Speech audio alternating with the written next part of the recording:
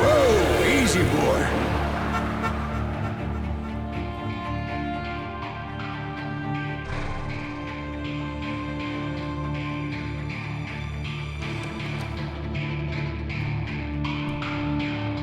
Don't I know you, sir? Don't believe so. I haven't been here in many years. Name's Silas Greaves. Silas Greaves? The bounty hunter? Used to be. Ah, well, what are you doing here in Abilene? Just passing through. Got a little business to take care of. Well, sir, it would be an honor if you would allow me to buy you a beer. Hell, son, it would be my honor to drink it. I'm Molly. Howdy. I'm Dwight. That's Jack and Steve. Ben's behind the bar. Oh, I bet you got some great stories. A couple. Any of them true? Jack, be nice. A few. What about your shootout with Henry Plummer's gang in Bannock, Montana? Is that where you started as a bounty hunter? That's what it says in this here dime novel. Don't believe everything you read in them dime novels, boy. First man I hunted was back when I was riding with Billy the Kid. You knew Billy the Kid? Damn right. That scrawny son of a bitch had no fear. Wouldn't back down for nobody. I heard he collected the 10 stars off any crooked lawman who crossed him. It was a war, boy. The Lincoln County War.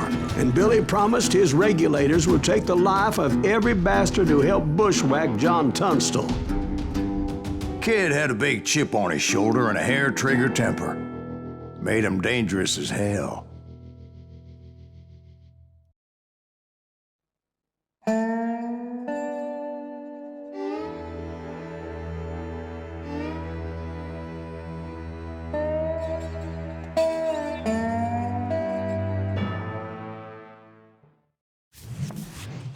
It was about 30 years ago. Billy was hiding out in an abandoned farm near Stinking Springs. I threw in with the kid because the man I had sworn vengeance on was riding with Billy's enemies. But before I tell you why I want that sumbitch dead, let me tell you what happened that day. I was heading back to the hideout when suddenly I had this funny feeling. Funny, haha? No, Steve. The other kind of funny.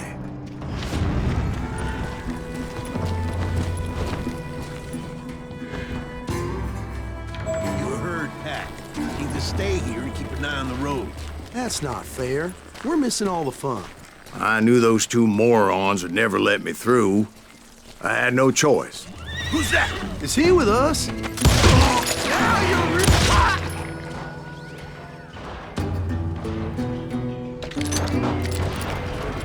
Was it Pat Garrett's posse?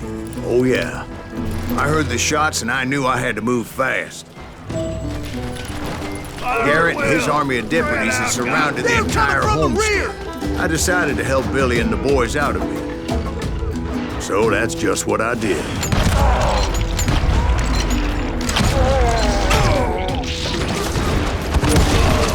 Hey, we have one behind us! Stay on it! Cover fire! As the governor of New Mexico was paying for the kid's apprehension, Garrett was able to hire every gun hand in Lincoln County.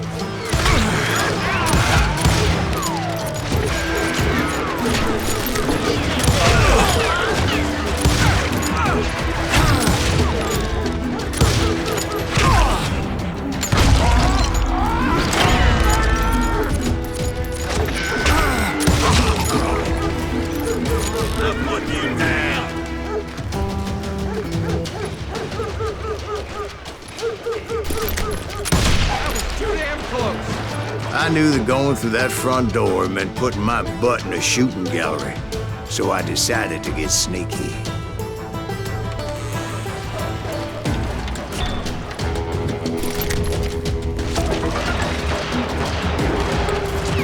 Watch out!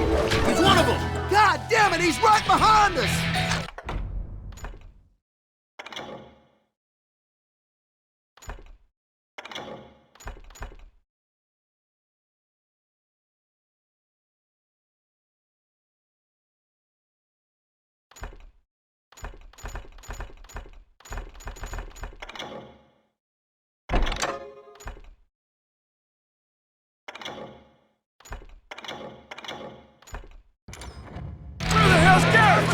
never around when you need it.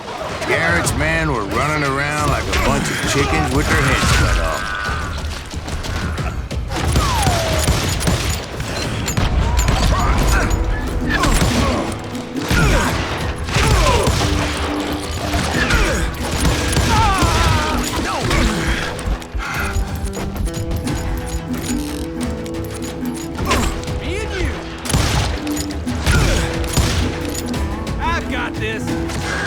Still, one of them reached the water tower.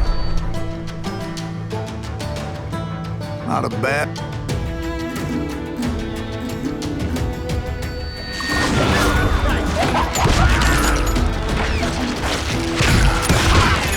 God damn you! Oh, my sake!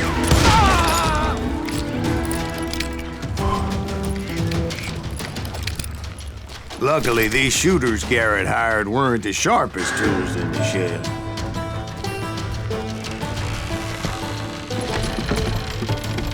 The right position is very important. Personally, I prefer to be on top. Oh, you do, do you? Indeed, darling. But where was I? Oh, yeah. A lot of them were saddle tramps or sod busters or drunken drifters looking to make a few bucks. I'm done with you.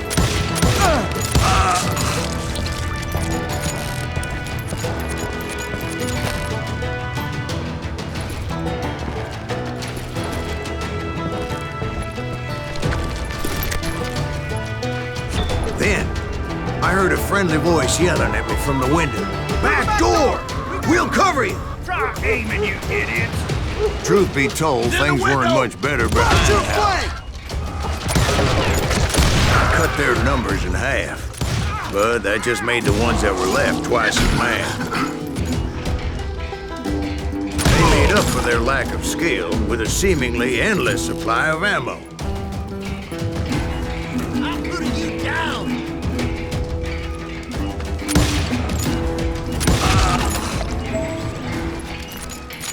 It was a bit of a slog, but I finally fought my way around the back of the house.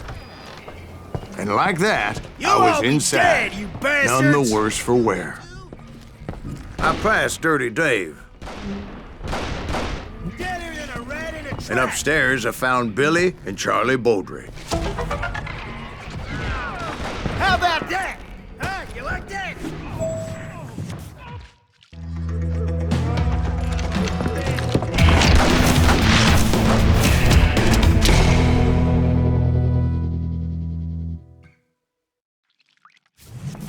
Billy looked at me and said, "About time, amigo! Grab a gun and get to the window." Wait, so you were friends with Billy the Kid? Yeah, sort of. Kill him for Christ's sake. Anyway, we were surrounded by dozens of deputized shooters who wanted to do us harm.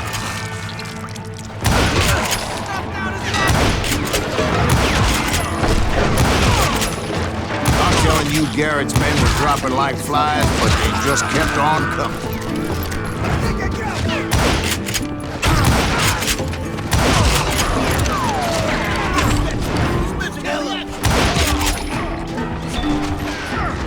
That's when Charlie got hit. "They're catching us in a crossfire," shouted Billy. "Get to the other side." Where'd he come from?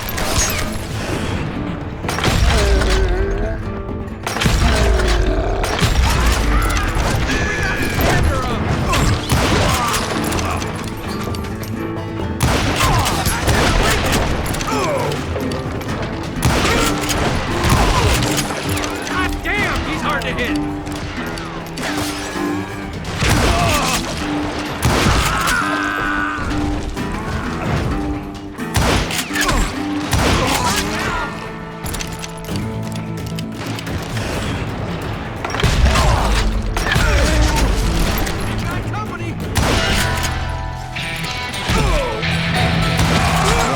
Many of those cocksuckers I personally put down. It was pretty clear, even to Billy, that maybe discretion is the better part of valor.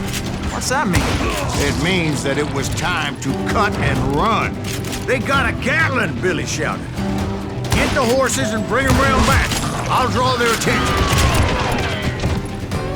He directed that order at me, and I thought, why the hell do I have to do it? But I went anyway. Dumbass that I was back then.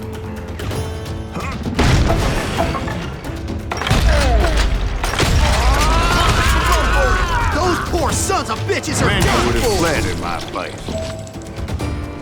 But I had that false sense of invincibility that many young men have. Like Jack here. What are you saying, old man? He's joshing. Yeah, he better be. Mr. Greaves, please continue. Please, call me Silas, ma'am. Now, where was I? You were heading for the barn. Right. Making my way past a passel of fallen foes.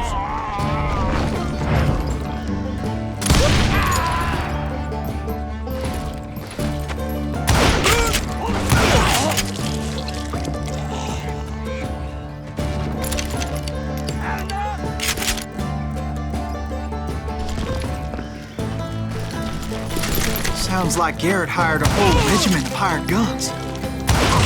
Yeah, and just when I thought I was done with them, more of these hapless bastards would pop up. Finally, I had the stables within my reach.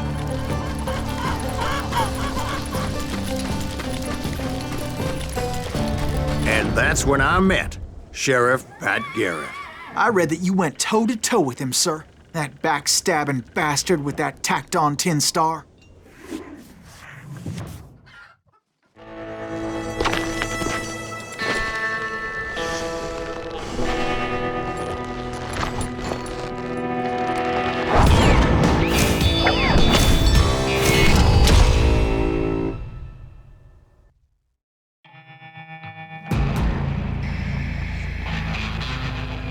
You challenged him to a showdown.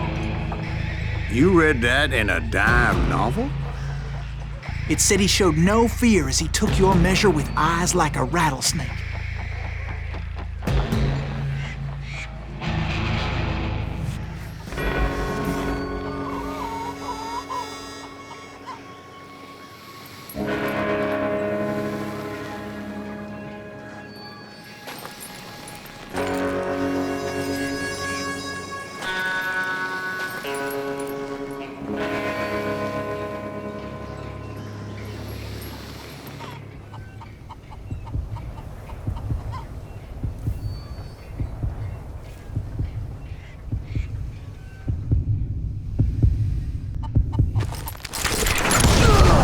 And that you killed him in a fair fight. Is that what that penny dreadful said? No, boy. That ain't what I meant when I said I met Pat Garrett. So let me start again. I finally reached those damn stables.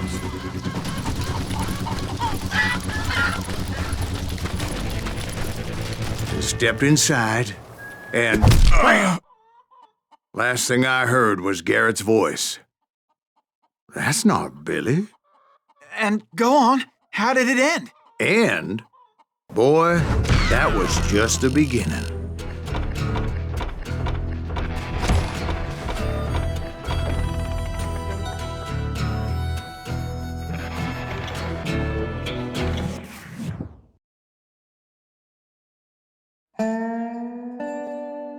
So what happened? Did Garrett arrest you? Yeah, after I came to, the bastard had clocked me with his Colt.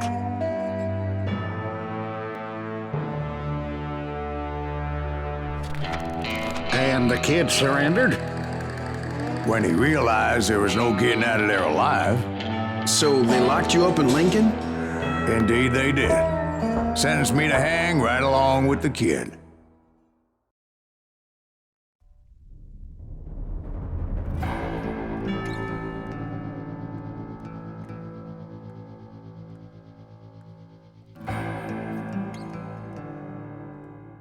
It's important to know that I was only riding with Billy so I could find the bastard I was after.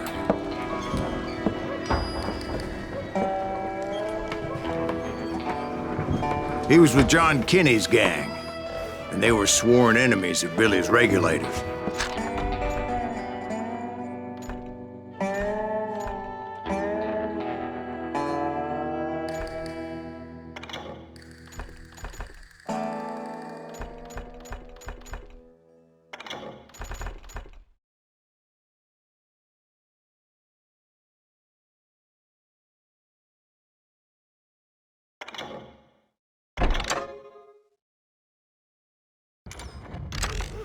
Why were you after him? I owed that son of a bitch a bullet for what he had done to me and mine. Instead, all I got for myself was a goddamn death sentence. Luckily, it was right around then that I heard Billy make his move. He shot Jim Bell and a few other guards as he made his getaway. Later, they wrote that some lady friend planted a pistol for him in the privy. What the papers didn't say is that Billy helped me escape, too.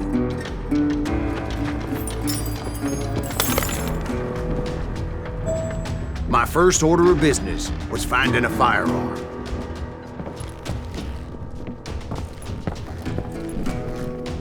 Luckily, I located Deputy Bob Ollinger's mean-ass shotgun.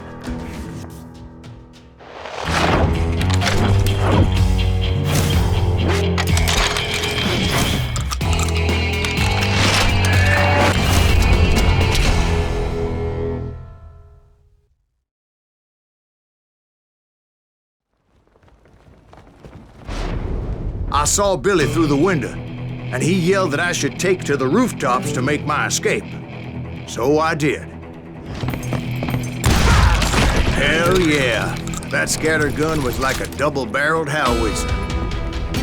It could blow a man clear off his feet. You hardly had to aim the damn thing. The kids escaped raised a huge ruckus. Guards were everywhere looking for him. Can't let the kid get away. Anybody see him?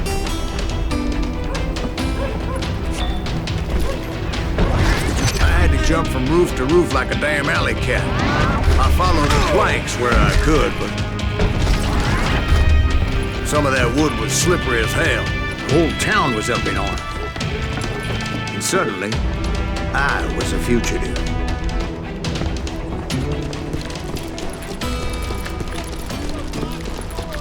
So that bastard you were after, what did he do? He did me and my family a grievous harm. But I knew if I was ever going to find him, I would need to get my ever-loving ass out of there. I tried to be stealthy and sneak my way past. This town doesn't have a moment's peace.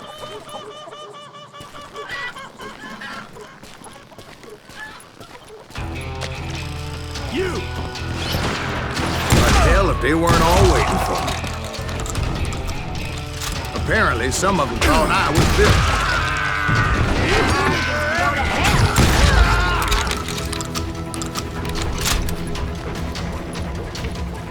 I've got this! He's in town somewhere. See, me and the kid shared a certain similarity in build and color. I was just glad I had Deputy Bob's mean-ass shotgun. They're shooting in the street!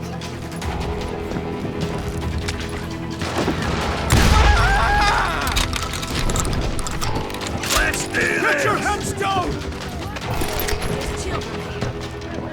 We can take him! So much lead was whizzing by my head, it was like everyone in Lincoln wanted to put me in the ground.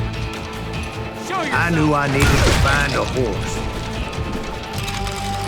Though I never did have a great fondness for those four-legged grasshoppers. Smelly, sweaty, ungrateful beasts.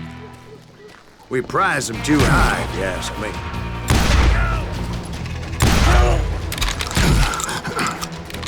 Surrender yourself!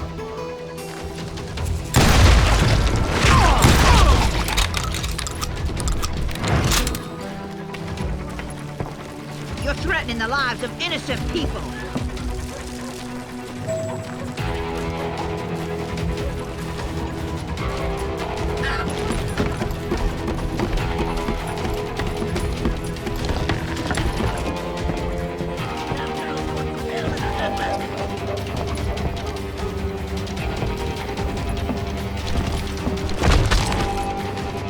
But where was the kid while you were busy getting shot at? Gone. And that's when it occurred to me why Billy set me free. Death is too good for him! so I could be a hapless decoy and draw attention while he snuck out of town.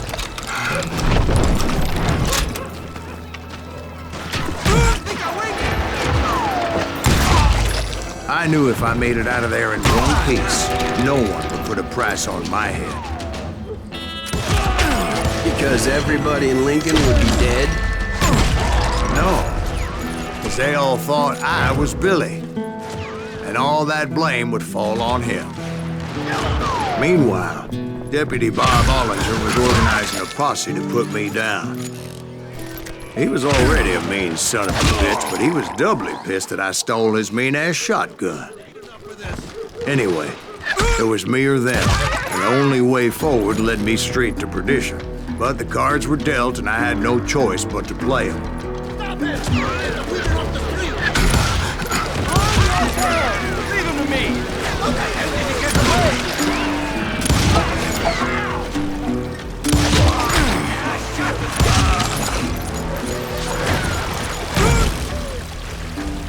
We're gonna be in deep shit when Pat gets back!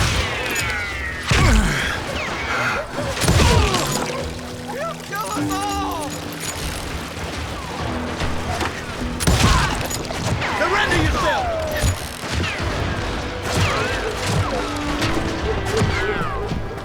I'm here!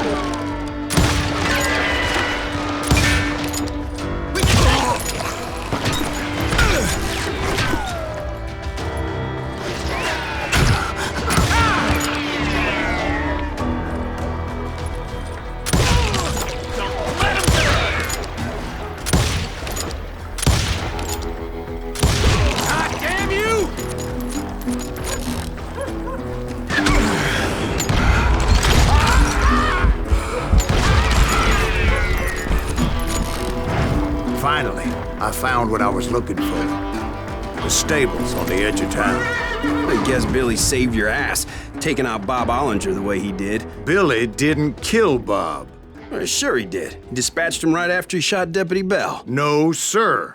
Because Bob came right up behind me, angry as hell that Billy had lit out. "Hello, Bob," I said. "I think you better let me go." And he says, "I don't think so, boy. Not with my shotgun." So we stood there in the middle of the street, eyeball to eyeball. He intended to kill me, and I knew I had no choice but to defend myself.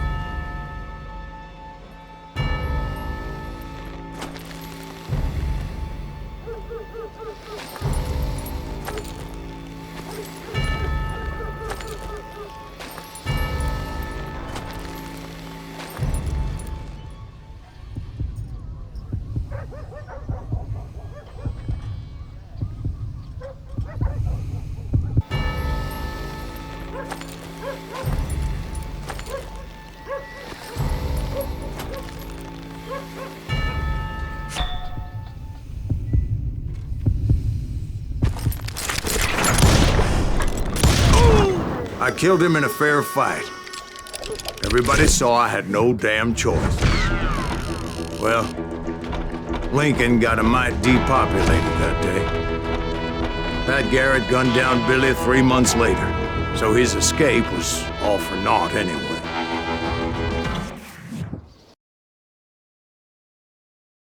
So where'd you go after Lincoln? Mexico. Until I realized nobody was looking for me. I ended up taking a job at the Rurales. The Mexican Rurales? I was hired to help them track down the cowboys. The most vicious outlaw gang in Cochise County? Curly Bill Brocious? Johnny Ringo? Led by old man Clanton himself. They must have paid you a pretty penny to take them hombres on. Not really.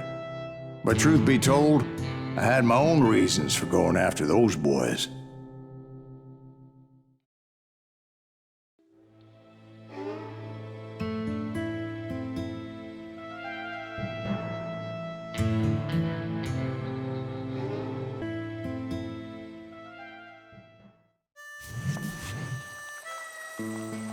So was the bastard you were after now riding with the cowboys?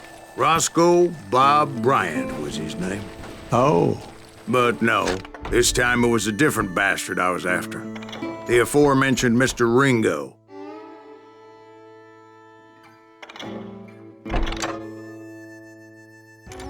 And yes, he was working for old man Clanton. Where's he going?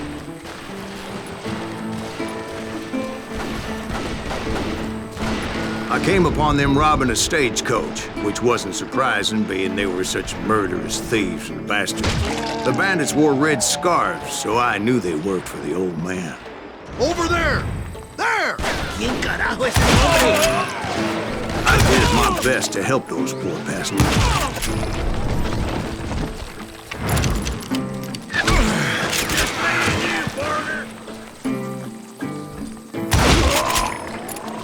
Moments later, the attackers were dead, and I checked the stagecoach to see how many passengers were still breathing. None. It was then I wondered if the rocks weren't hiding more bandits. Was that all of them? Or did I just hit the rear guard? I quickly got my answer. They attacked from on high like Apaches often did. They would appear in great numbers from above and rain down lead on their hapless enemies' heads, making use of the high ground and whatever else they had. Yep, the Apaches always appeared out of nowhere, and there never seemed to be an end to them. Hold on. Were you attacked by Apaches? What happened to the cowboys? Did I say they were Apaches? I said Clanton's cowboys attacked me Apache style. I was in a pitched battle, but I was holding my own against an overwhelming enemy force. Where's he going?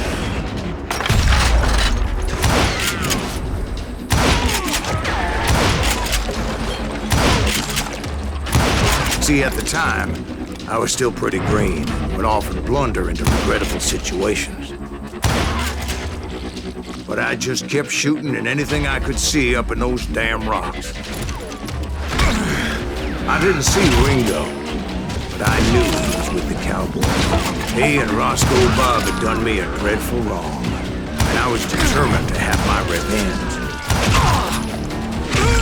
To get to Ringo, I knew I'd have to fight my way past these other assholes first. Unfortunately, I was running out of ammo. Another perfect example of my relative inexperience as a hunter of men. I immediately knew that a tactical retreat was called for, as my vengeful fury was much less impressive without the bullets to back it up.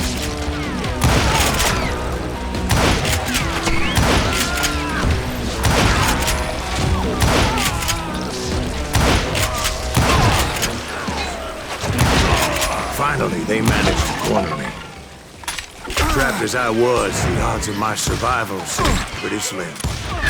Luckily, serendipity was on my side as I suddenly spotted a way out of my predicament.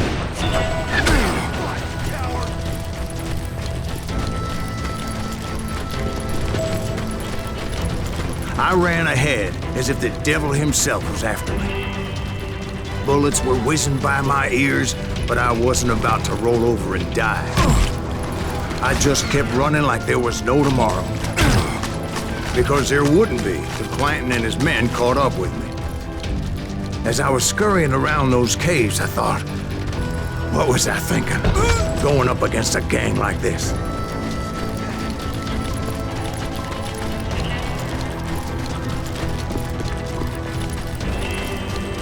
I just kept running, not knowing where the hell I was going. And that's when something miraculous happened. Like manna from heaven. I found the desiccated remains of what looked like an Apache warrior. The old weapon next to him supplied me with some much-needed ammunition.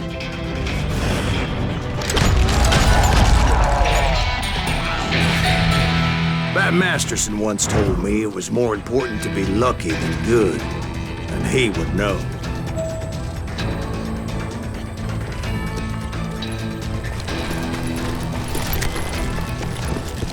And imagine my surprise when I found a fistful of dynamite to go along with that ammo. That stroke of good fortune evened the odds and bolstered my confidence.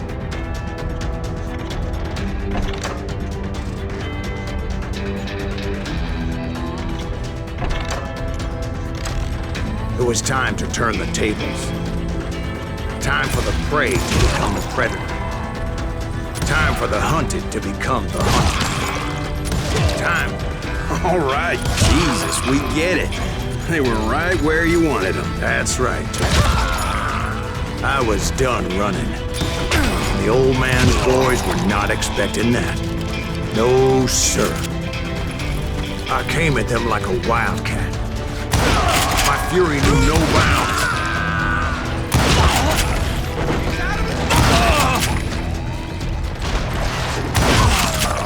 It was finally time for that old man to pay for his sins. Get out of here, you...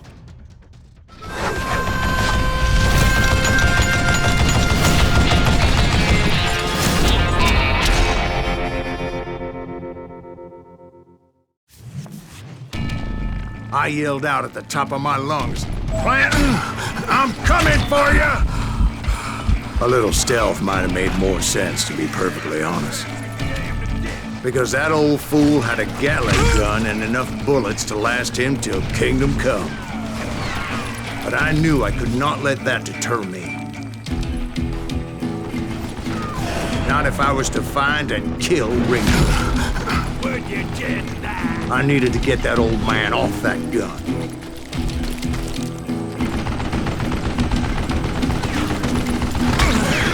I don't know how you lived this long.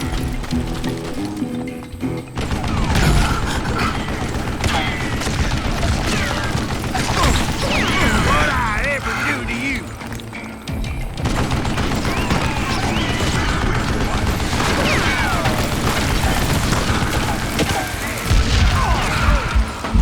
Most everyone thought it was the Ruales who had come up against him in Guadalupe Canyon, but it was just me.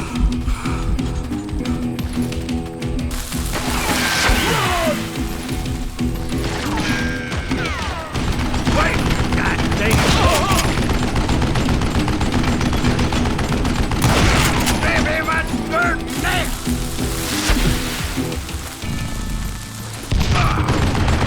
Would you just die?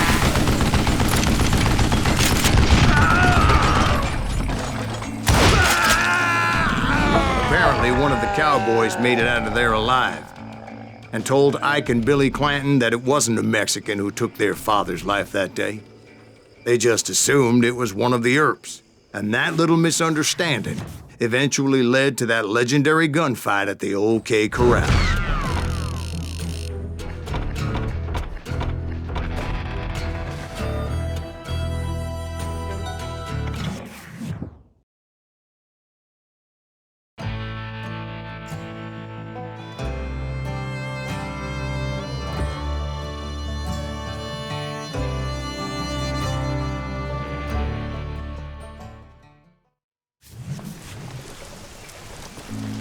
A few weeks after that dust-up at the OK Corral, I was still after Johnny Ringo. I had tracked him and the cowboys to their hideout at a sawmill, and they were loaded for bear. So what exactly did Johnny Ringo do to piss you off? Well, him and that other bastard. Roscoe Bob Bryant? Yep. They both deserve to die, and I promise I'll tell you why. But first I need to tell you about the cowboys' new boss, Curly Bill Brocious. Earp's coming! Get ready, boys.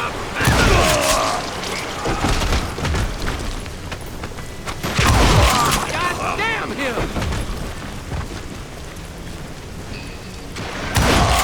Curly Bill took charge of the cowboys upon the old man's demise. And after that gunfight at the OK Corral, the Clantons wanted revenge. So they murdered Morgan Earp and grievously wounded his older brother, Virgil. That ain't Earp, is it? Wyatt and Doc went on what became known as the vendetta ride, hunting those outlaws down. So when I showed up, that's who they thought I was.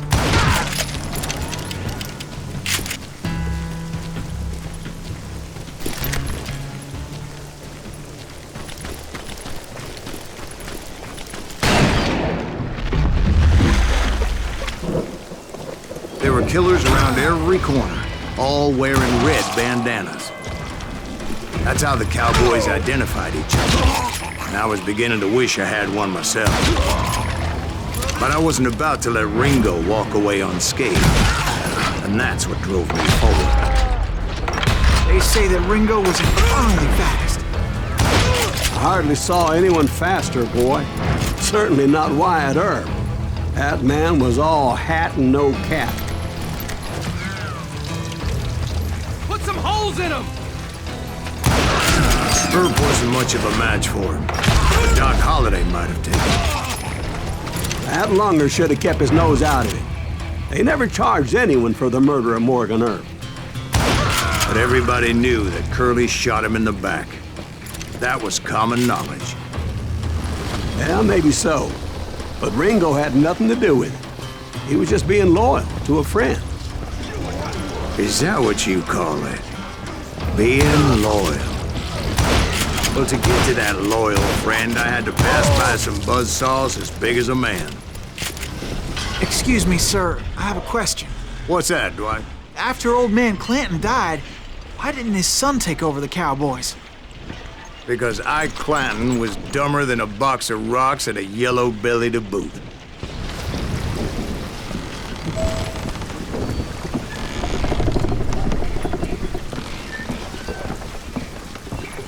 Now, where was I?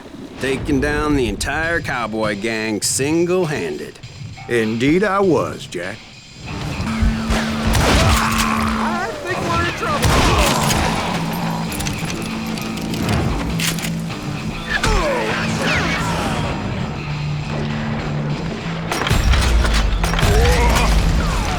God damn, he's hard to hit. God damn.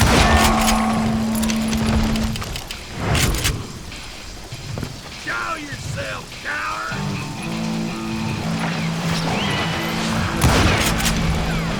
You bastard!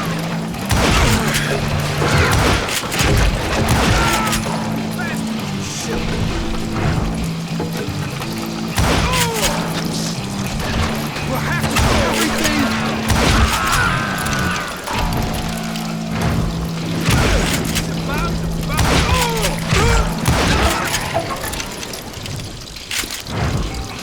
You just made your match.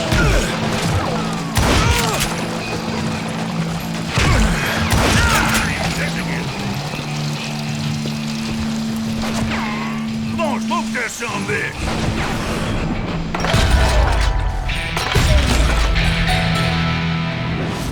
Don't let that asshole get away with this.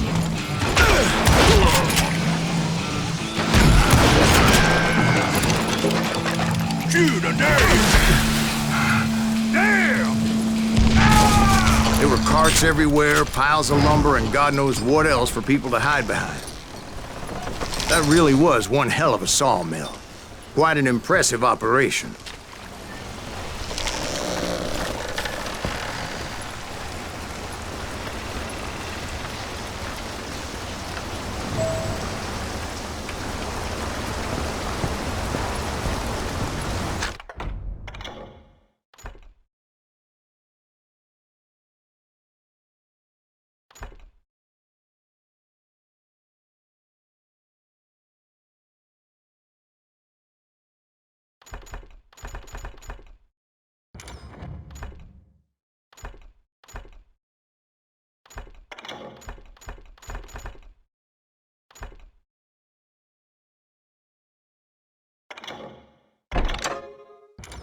And where was Curly Bill? Did you see him? I'm about to get to that, Ben. Patience. I'm painting a picture here. There was this beautiful waterfall and a crystal clear stream that led to a verdant valley that was truly... Consider your picture painted. What happened next? Well, finally the bastards that were still alive made a last stand.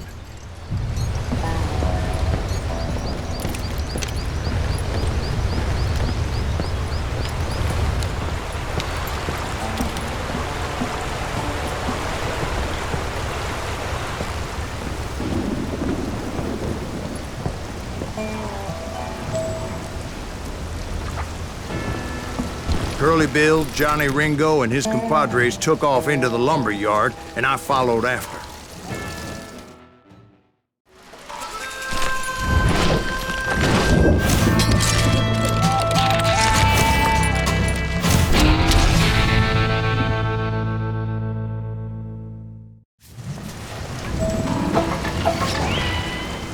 Are you saying they ran? Cowardice was not in Ringo nor Curly Bill's nature. No, sir. I never said they were running scared. They just wanted me out in the open. Time to dance with the devil! Quieter.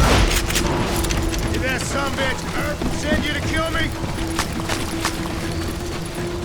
Come on out, son!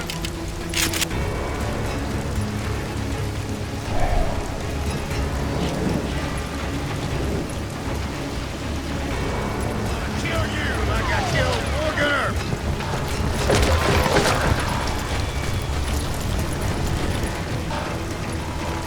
You can't hide forever, boy.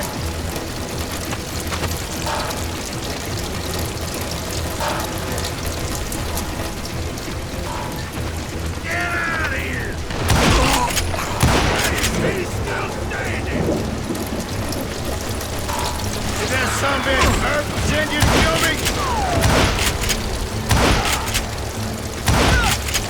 My bottle!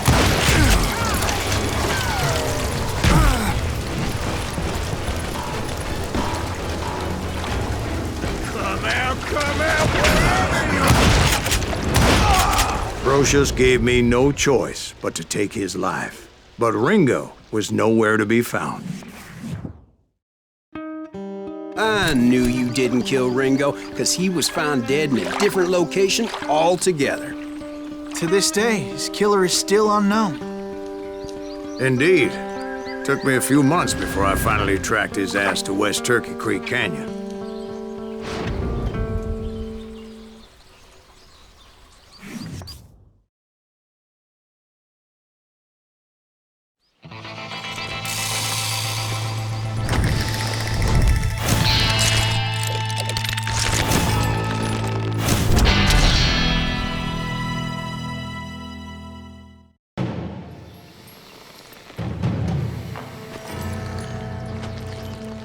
That's incredible, sir. I always thought that Doc Holliday was the one that killed him.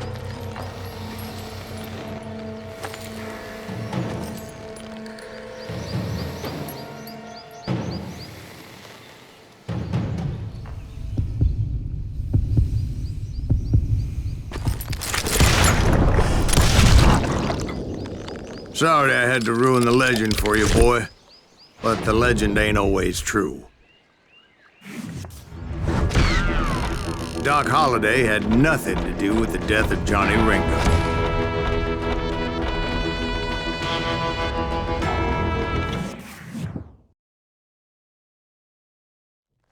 I was paid a healthy bounty for Ringo and Curly Bill, and realized there was real money to be made. That's why I went after Henry Plummer.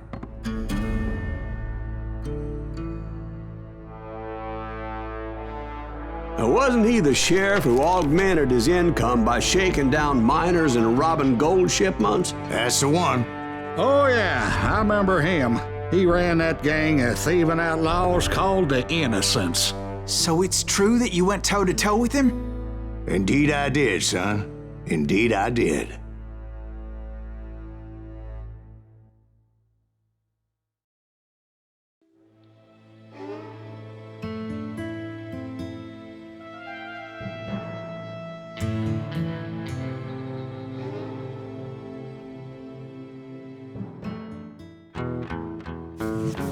I knew I needed resources if I was going to track down Roscoe Bob Bryant, and hunting Plummer looked like a good way to get rich quick. As the local vigilantes exposed him as the leader of the bandits, and put a generous price on his head. Plummer rallied his gang to plunder one last gold mine before making their escape, and that's where I thought I'd find him.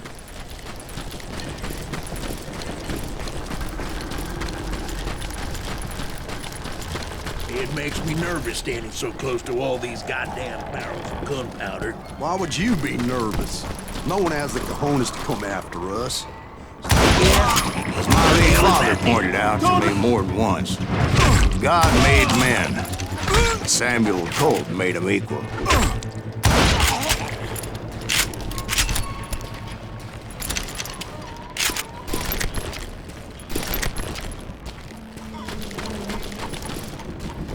I knew that dynamite wasn't mine, so I decided the polite thing would be to return it. It was the biggest gold rush since Sutter's Mill in '48. Unfortunately, prospectors weren't the only ones drawn to those riches. There were thieves and killers, robbing travelers and hijacking gold shipments. Like those that ran with Plummer. Some were just regular folks I knew from town, drawn by greed and easy pickings. Charlie Crow, the blacksmith. James, who worked in the stable.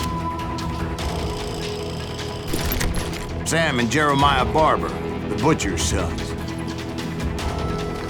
Ordinary citizens who lived a double life. Of course, the rest were veterans of the Civil War. Stone-cold killers trained on the bloody fields of Shiloh and Antietam. Plummer had a lot of men on his payroll. A hell of a lot. That son of a bitch pretended to protect the public with one hand while stealing them blind with the other. He set up a defensive perimeter which I had no idea how to breach. Dangerous, desperate individuals.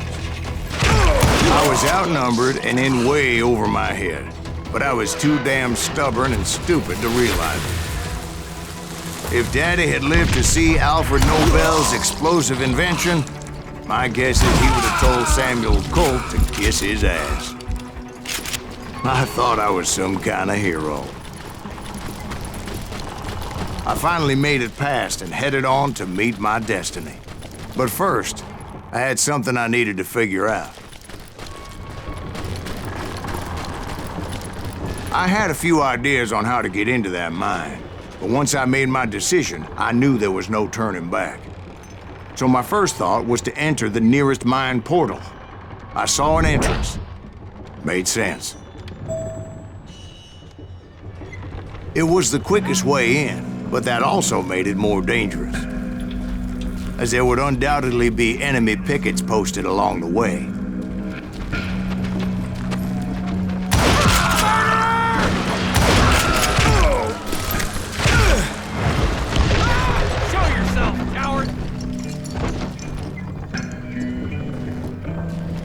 I'm putting you down! Besides, once you enter a mine like that, it's easy to get all turned around. And that confusing maze of corridors wouldn't even be the worst of it.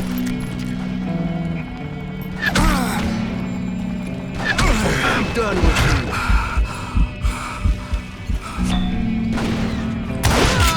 you. Some of those shafts could be as deep as hell. A single stumble or misstep can easily end in a deadly plunge to oblivion.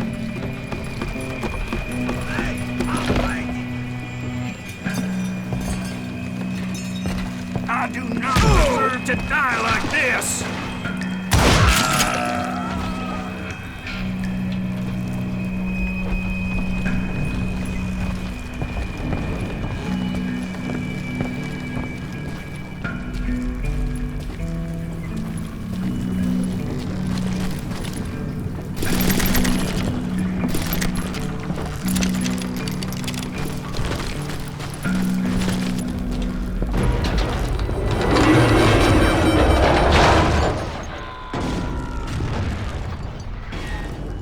Just need to be careful not to blow myself to Kingdom Come. You ain't beating me!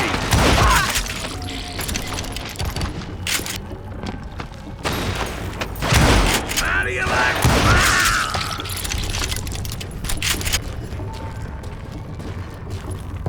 One wrong bullet could have turned that mine into a dad-blasted tomb.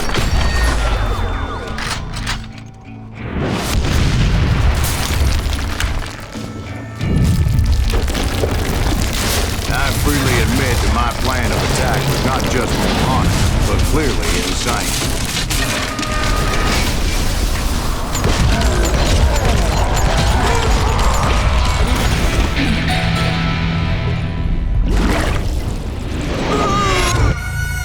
It's a good thing that I abandoned that ridiculous plan before I even tried it. Instead, I spotted a ladder, a way into the mine from the opposite side.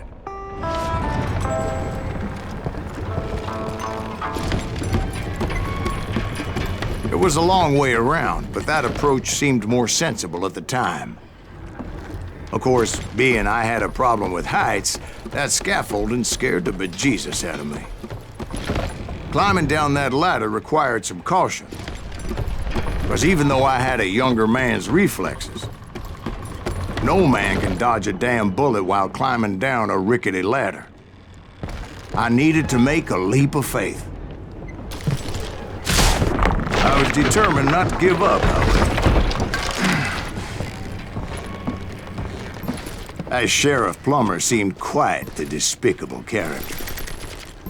When the vigilantes discovered what the sheriff was up to, people were outraged. That 10,000 they put on his head would go a long way to helping me find old Bob. And I had made it my mission to settle that score come hell or high water.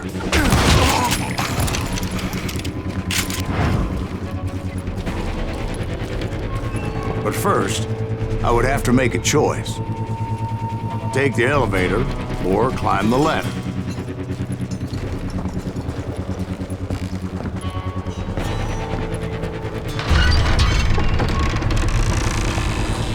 I picked the more convenient and more dangerous route.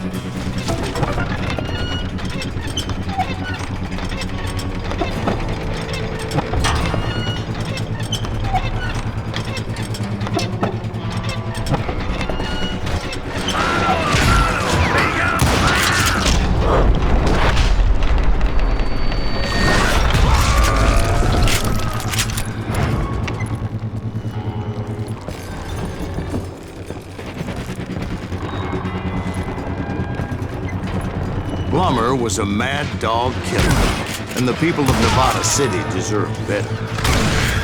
Nevada City? Well, I thought Plummer met his maker in Bannock, Montana.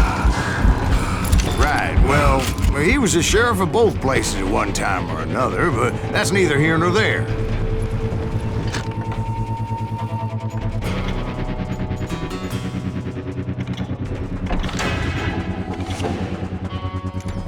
The point was, taking him down would save a lot of lives, including my own.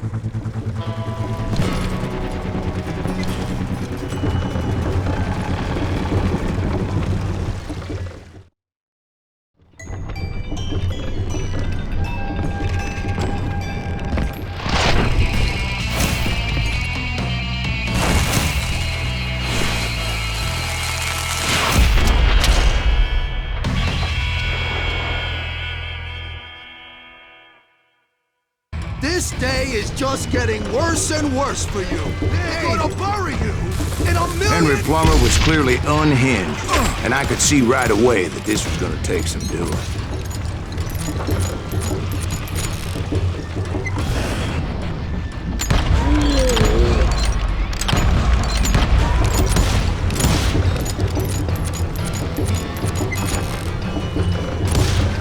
I can shoot too!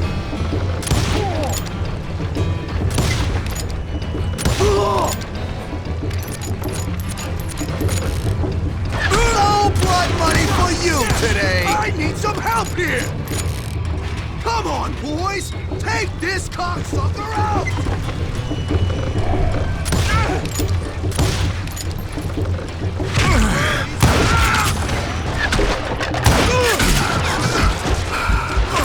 You just met your match. I did.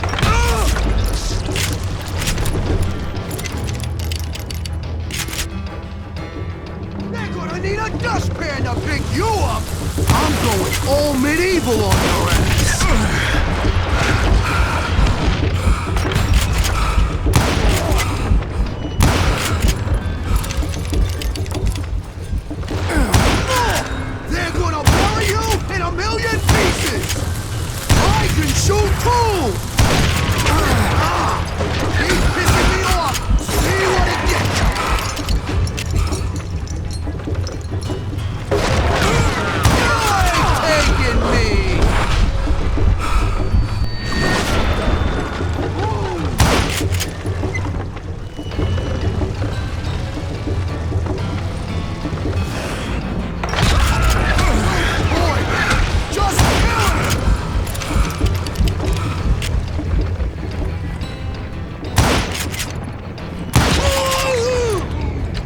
That's how Henry Plummer died.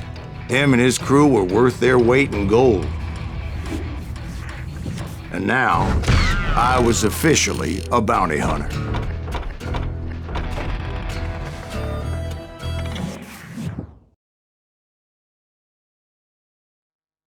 So, did you finally go after that Bob feller? Well, I heard word he was in Kansas with John Wesley Hardin. So that's where I went. Where in Kansas? Abilene. Why do you ask, Ben? No reason. Was Hardin as fast as Ringo? Ringo was fast, but John Wesley was as fast as the devil himself.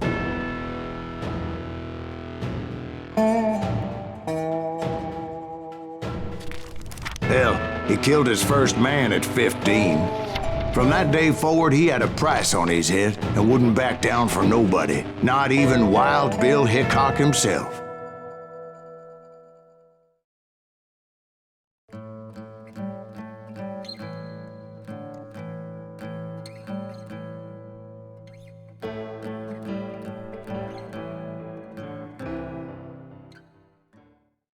I dodged death many a time, and that night in Abilene was no different.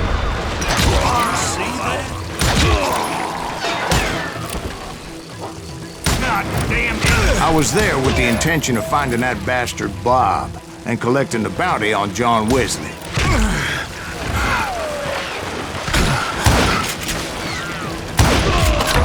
Shoot him! Shoot him!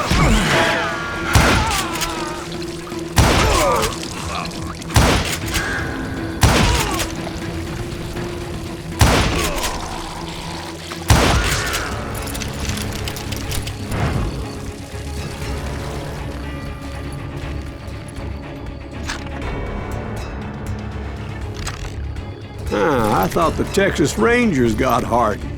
Yeah, that's what they want you to believe. It was cold and a witch's tit and a brass bra that night as I fought my way past his loyal compadres.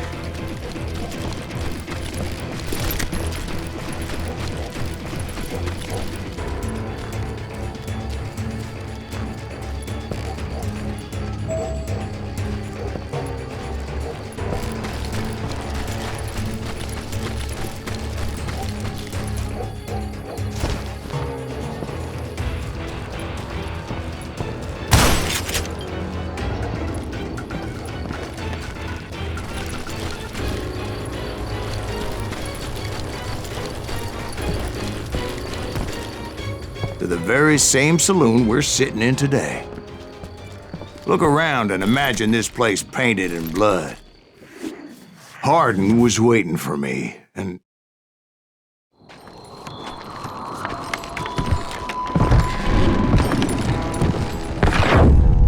Wait, I'm jumping the gun here.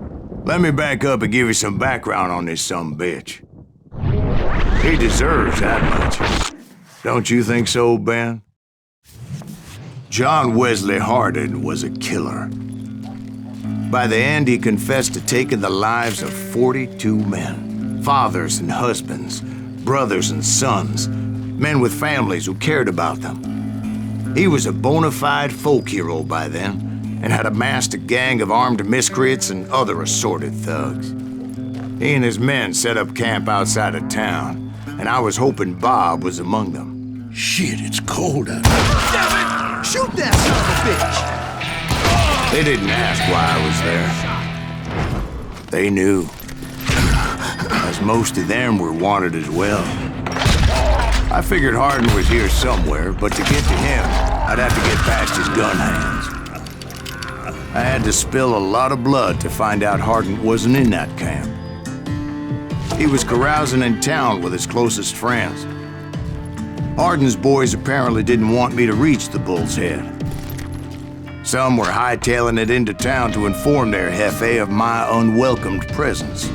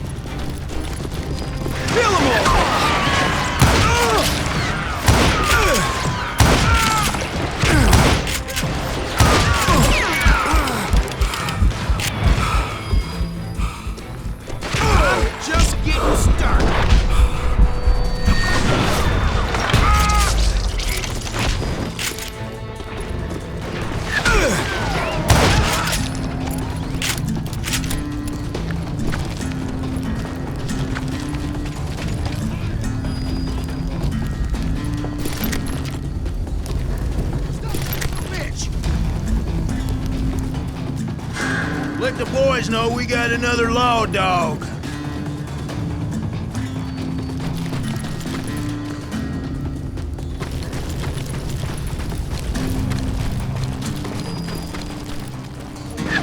No help.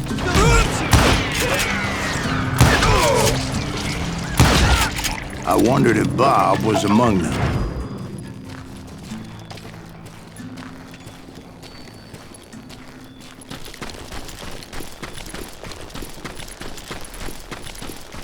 And I steeled myself for the fight ahead. For as good as I was, deep down I wondered if John Wesley wasn't just a little bit better.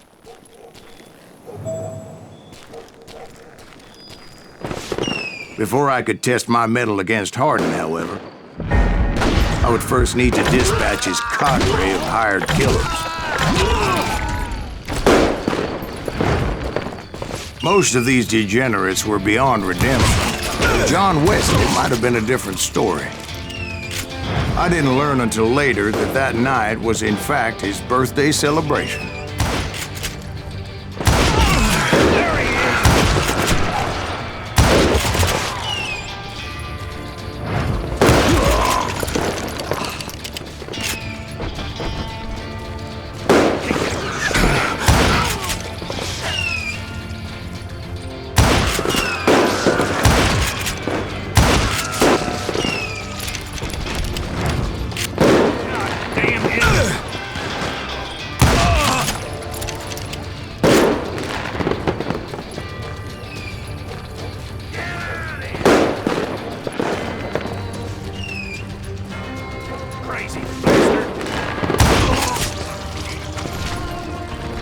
I think I already mentioned that I found Hardin in this very saloon.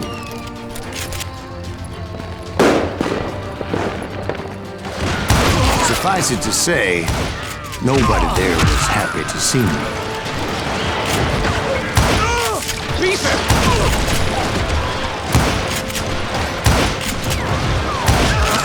In fact, I felt a certain hostility.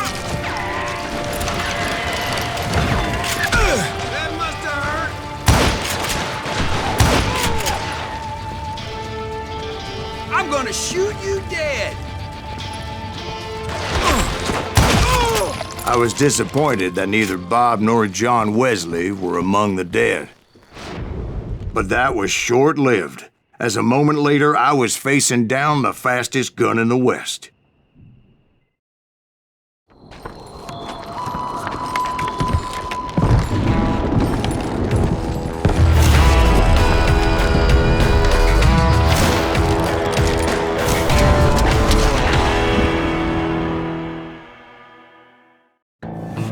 I felt a bolt of adrenaline, or maybe that was fear.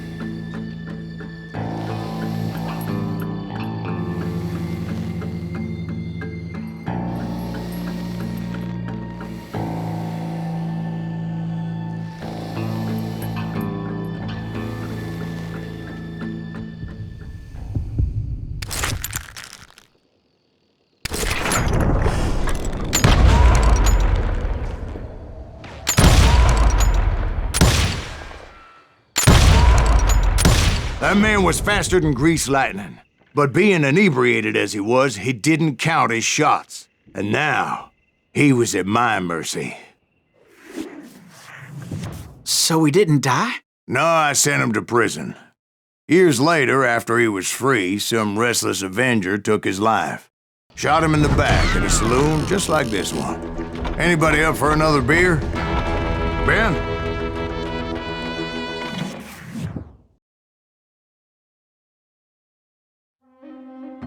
Thank you, darling. Yeah, some say revenge is a dish best served cold.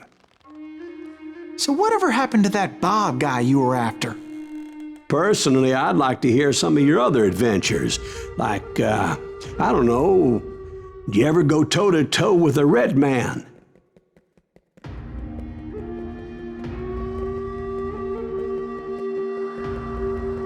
Yes, I did, Ben. I remember once I was after this renegade Apache, Grey Wolf. Strangely enough, revenge was also his primary motivation.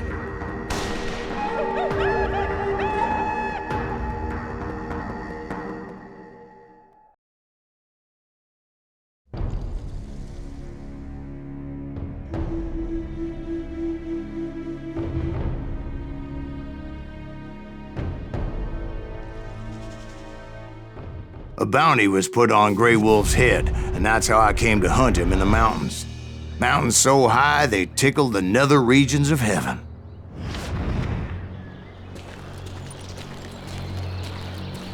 Grey Wolf was a Chiricahua Apache medicine man who had led a war party in revenge for a massacre against his people.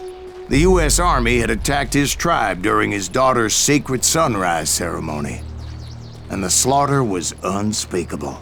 I understood his anger, as there's nothing more traumatic than seeing those you love die in a cruel and painful death. Right from the beginning, I couldn't shake the feeling that Grey Wolf was watching my every move. He led a band of young Apache warriors who wanted retribution and were more than willing to die for him.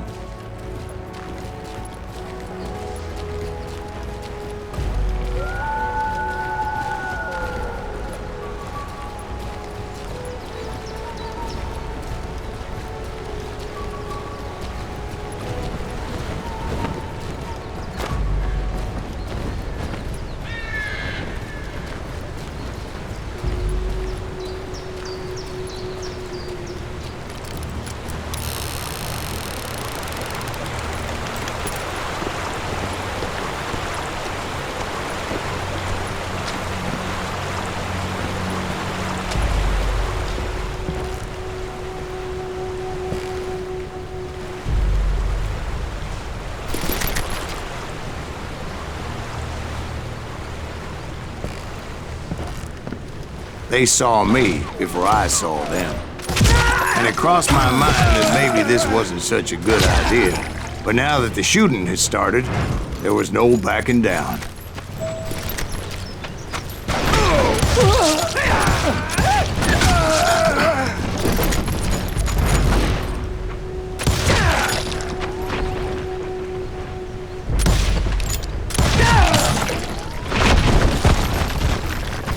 It was rugged country, the winter home of the Chiricahuas, and that's why they had retreated there.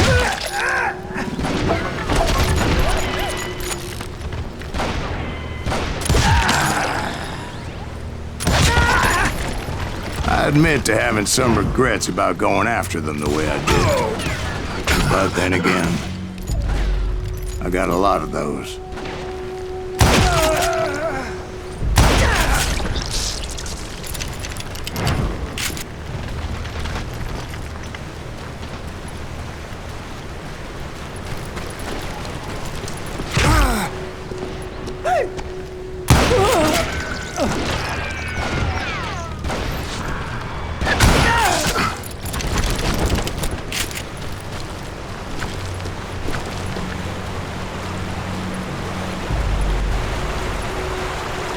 Did you find Grey Wolf? Not at that moment, but I did find the entrance to their hideout.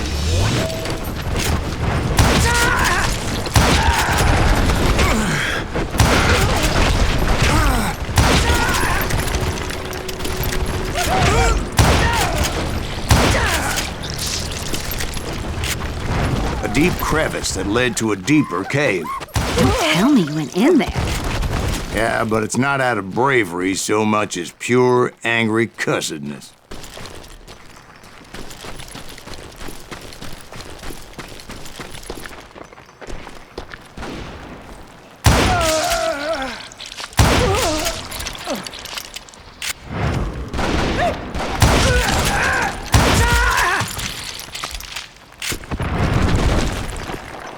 See, back then, I had a stubborn streak a mile wide. And I wasn't about to back down. So it was like pitch black in there? Actually, it was pretty well lit. They had torches on the walls.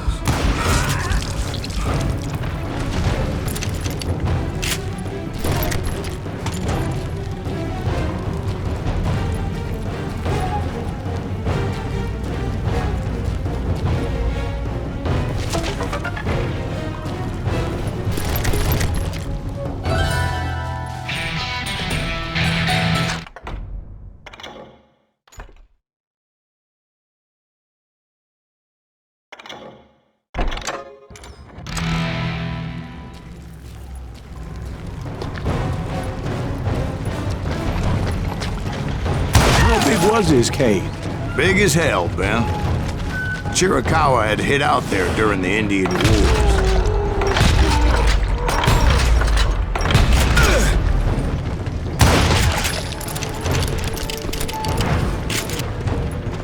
They thought it was haunted with the ghosts of those murdered by the horse soldiers. The cave was haunted with dead Indian ghosts?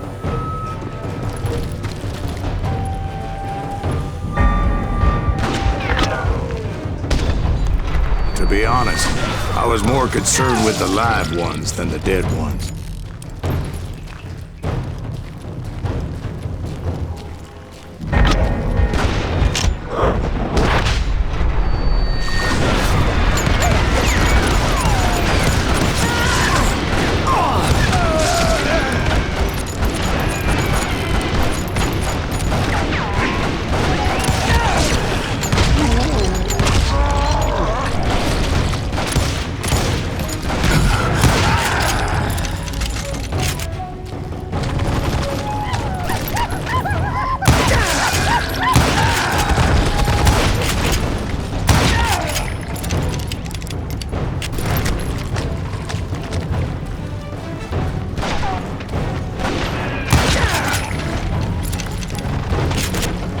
How come you know so much about Indians?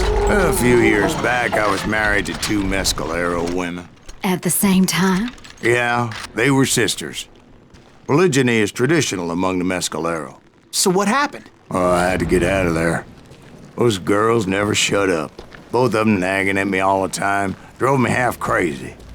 Haven't seen them since. No, I mean, what happened with Grey Wolf? Oh, well, I pursued him into the Cave of Death. I came upon this flooded grotto, and that's when I saw him. He came to me unarmed and unafraid. His voice echoed in the shadows, and I sensed he meant me no harm. You carry great darkness in your heart, and if you do not release it, it will claim your soul. The sound of his voice put some kind of ancient Indian spell on me. As his story unfolded in my mind. You will come to this place again and kill many more men, and the darkness will grow until it consumes everything that you are. The soul would have no rainbow if the eye had no tears. He said I was a great warrior, a coyote man, unequaled by any other pale-faced warrior, or something like that. The snakes will fight shadows of your past until a venom poisons your heart, and an echo of the song of the dead summons the spirits deep from within the mountains. I didn't quite get what he was saying, but there was definitely snakes. And indeed, his warriors surrounded me and attacked me like hungry wolverines. They couldn't stop me, though, and Grey Wolf wasn't in the mood for idle talk.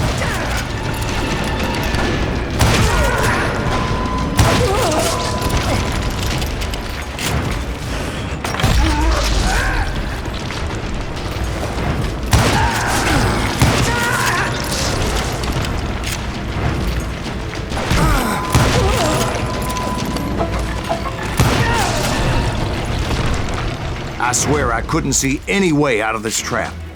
But suddenly, one just appeared. Kind of like a miracle.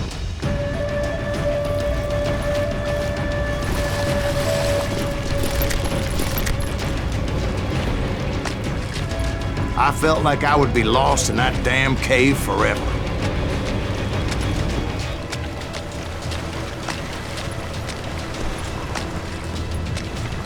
Finally, I found myself back outside, perched on the edge of a precipice, overlooking a thundering whitewater river. To get where I was going required several leaps of faith, but no way in hell I was turning back.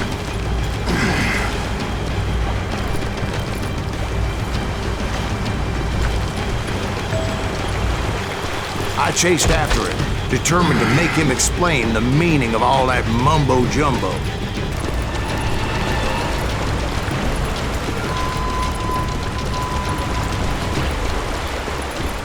There were dozens of Apache warriors aiming at me from on high. Dozens. Well, maybe not dozens, but there was a lot of them. At least 3 or 4. Well, more than that, little lady.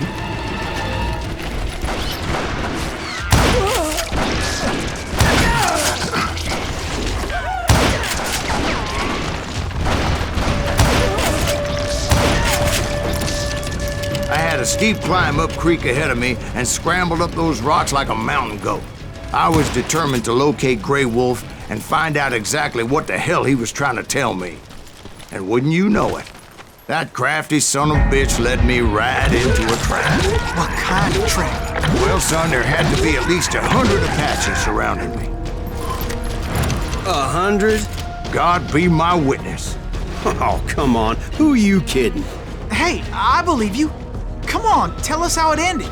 All right, but I'm not gonna drag this out. Where were we? You were surrounded by 100 Apache warriors.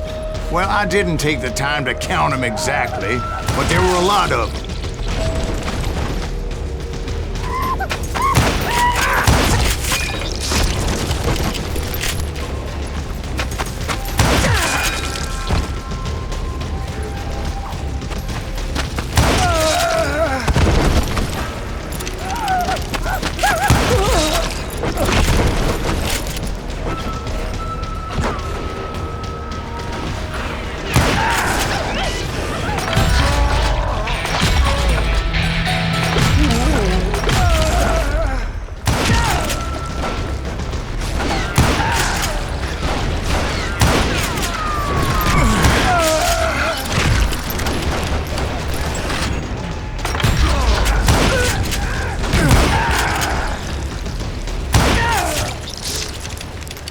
And in the end, a path appeared before me that I had not seen before.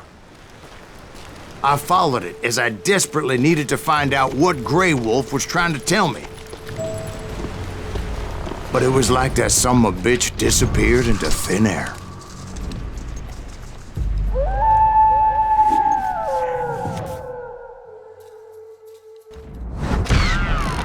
Never did find him. And never did collect my goddamn bounty.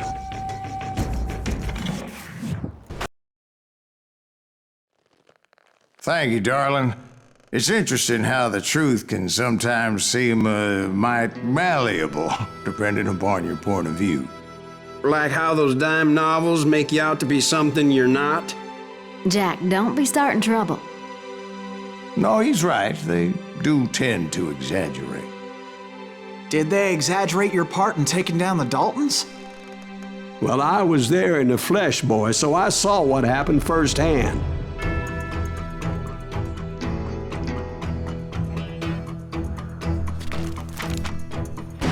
Those Daltons were lawmen once, before they all went bad, robbing banks and trains clear across the territory. Until Coffeeville, of course. I was one of the citizens who took up arms that day. Fighting on the side of right? I did my best, sir. We all did.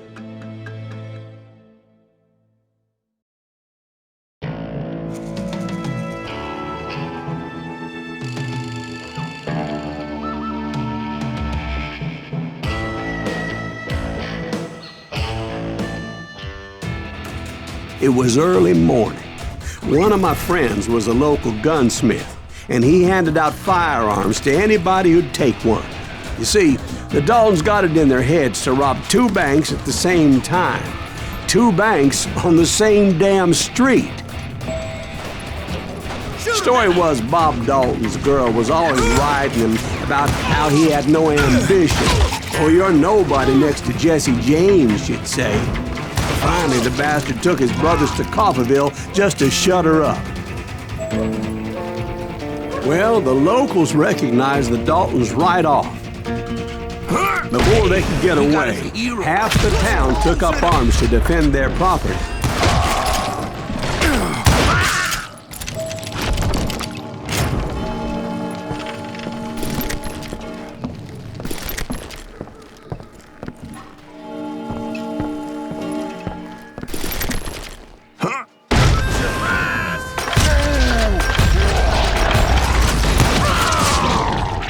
The brothers paid dearly for their stupidity, but everybody knows they had it coming. There's more to it than that. I read all about that day, so I know for a fact that it went down very differently. First of all, it was high noon. A posse of U.S. deputy marshals were on the rooftop across the street. Get ready, boys. They're gonna make a move. The lawmen had been tracking the Daltons for months. Now they finally had them dead to rights. Among them was a bounty hunter feared by many a lawbreaker. This man had no intention of letting the Daltons slip away. The marshals tried to get the Daltons to surrender. They'll give up eventually. We just gotta figure some bitches out. This bounty hunter knew that the brothers were far too proud to ever lay down their guns.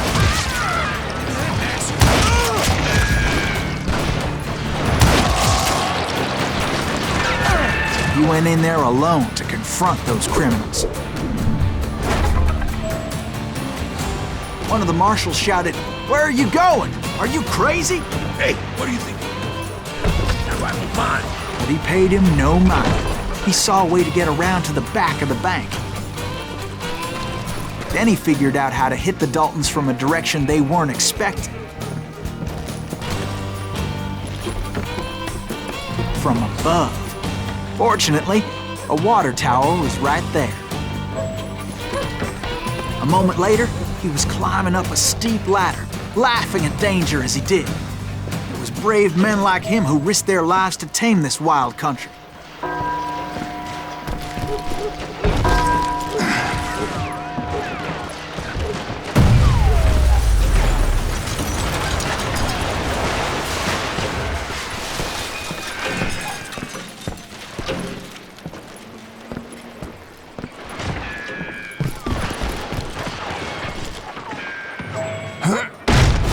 We've got company. Heroic men like him, who did what other men couldn't or wouldn't to make this country free. Like Jim Bowie and Davy Crockett. Is that Silas died Greaves? defending the outlaws. Son of a bitch!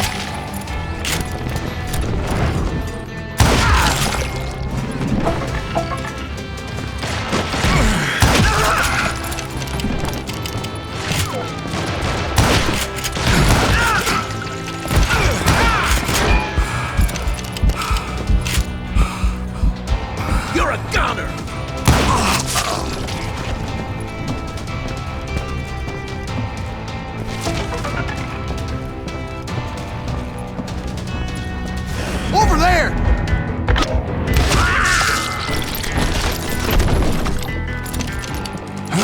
That's Silas Greaves. What the hell? Murder! Blam! Blam! He came away victorious, taking down those thieving Daltons. His name? Silas Greaves. And when the dust finally settled, he was the last man standing. Sorry, kid, but that just wasn't the way it happened.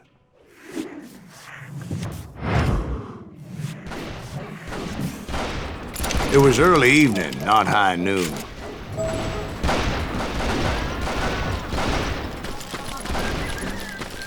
I was late to the party and Coffeyville was already up in arms.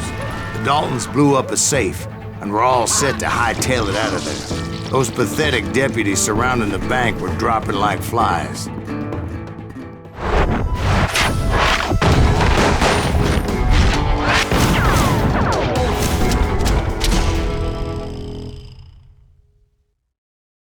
I had been tracking those jokers for months, waiting for them to do something reckless. Come on, smoke that son, And finally, they did. Those stupid bastards decided to rob two banks at the same time in the same town where everybody knew them. But they still had friends in Coffeyville. Shoot, I dare you!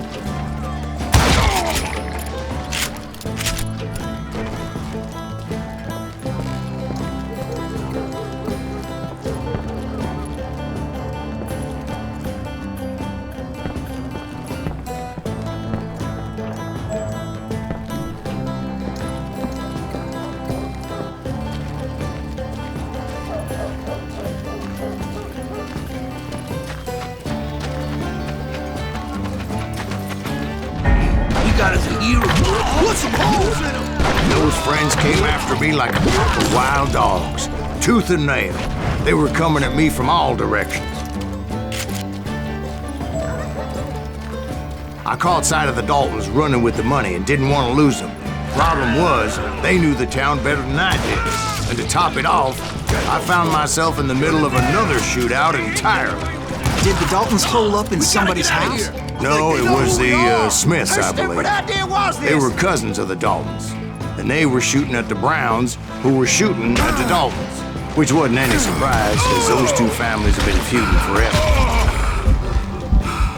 And since the Joneses are related to the Browns, they shot at the Smiths, pissing off the Heimhoffers, whose daughter recently married a Smith. Well, bullets were flying every which way as all the old feuds in Kansas caught fire all at once. There was a hell of a lot of pissed off people in Coffeyville that day. But that's just the way life is sometimes. Shit happens.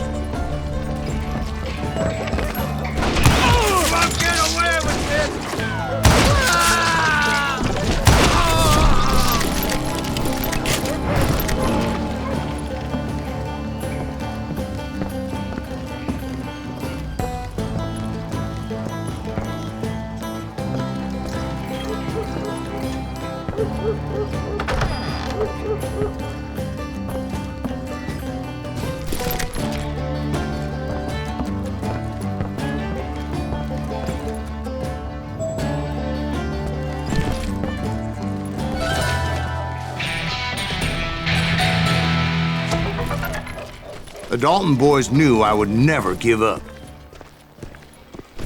Those Daltons weren't the sharpest knives in the drawer, but they always stood together.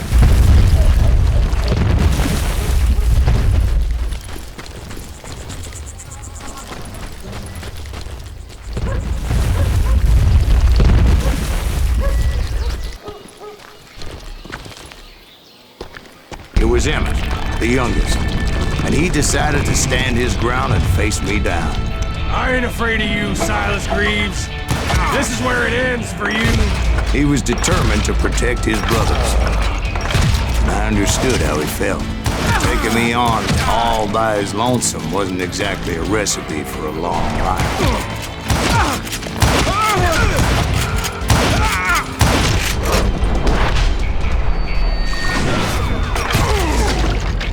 But Emmett Dalton survived the robbery in Coffeyville. He's the only Dalton who did. They say he was shot 23 times. Well, Dwight, who do you think put all those damn holes in him?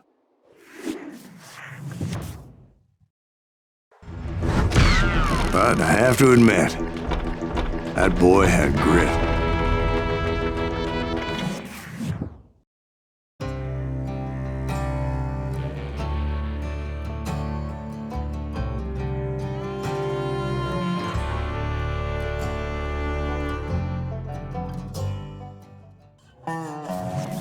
We'll get those suckers! It took me a couple of days to track the Daltons down. They can't get away with this! And in that time, a whole posse of local vigilantes offered to lend a hand. We'll track it!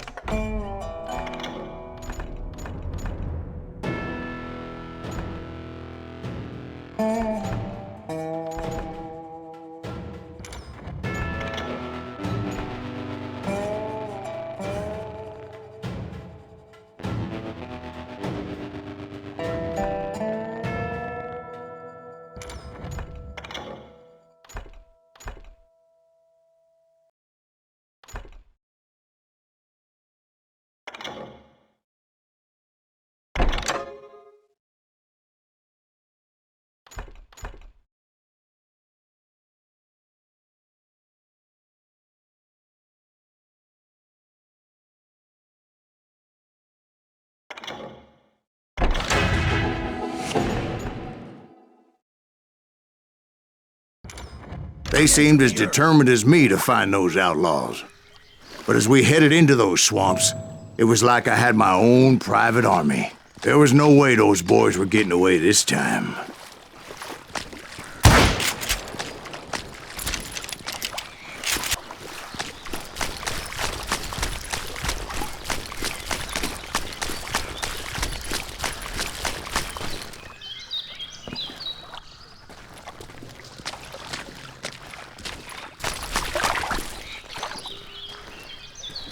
It was early fall, right? Beautiful time of year. At least you had the weather on your side. Not by my recollection. It was damp and foggy as hell.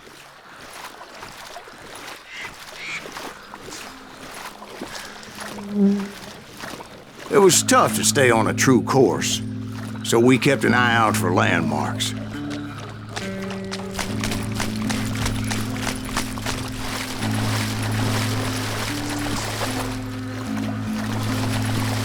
It was autumn. The maple trees were in full color, red as blood.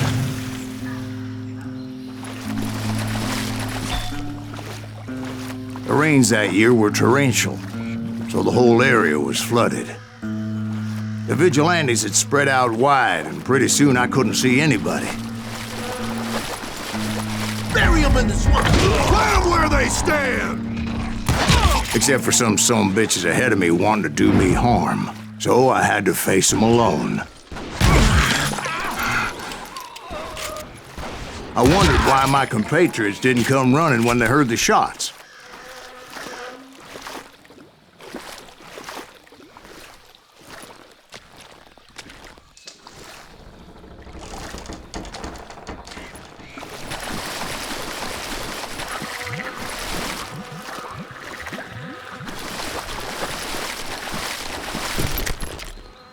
So did you find the Daltons? Not yet, but I did have the questionable pleasure of meeting a few of their friends. The boys had established quite a reputation by that time, so they attracted all manner of riffraff to their cause.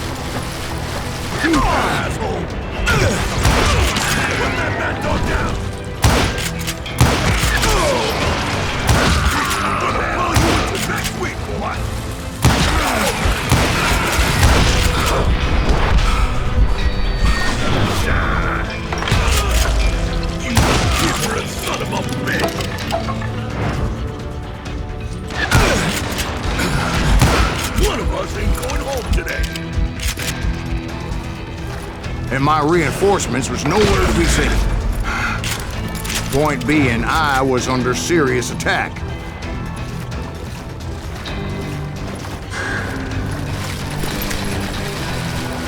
Bury him in the swamp!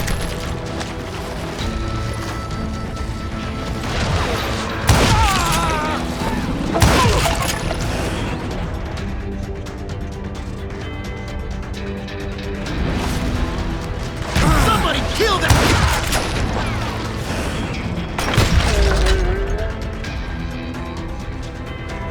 Down yourself, down!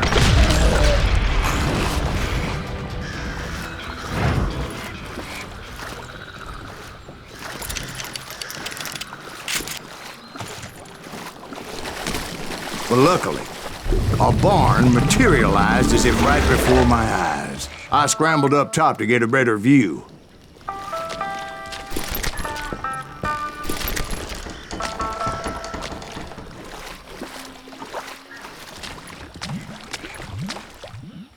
But just ended up falling inside. So, how did you get out? The barn doors was open. About right then, I saw some suspicious characters running for the bushes. Of course, I followed them. But that goddamn swamp was like a goddamn maze, and pretty soon I had no goddamn idea where I was. Steve? So I just started walking, and pretty soon Oh.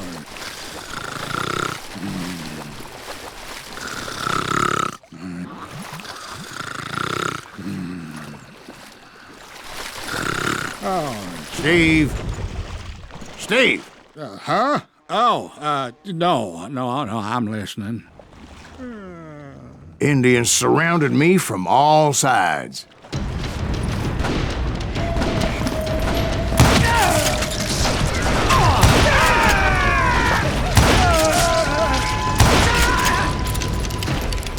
Injuns? They were Indians. No. I just wanted to make sure Steve was paying attention. Now, where was I? You were following the Daltons through a swamp? That's right. See, Steve? Dwight's paying attention. Oh, I'm listening. I was just resting my eyes. So, where was I? The Daltons. Right. See, there's a reason so many outlaw gangs are made up of brothers. Being a brother is a very sacred thing. It's a bond like no other.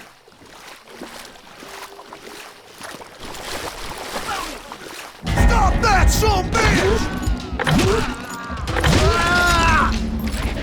So did you ever find the damn Daltons? Not yet, but I did find a few of their cousins. You Kansans breed like rabbits. More Smiths or Heimhoffers or who knows what. But hell, what's more important than family? I bet Ben knows what I'm talking about. Goddamn bounty hunter!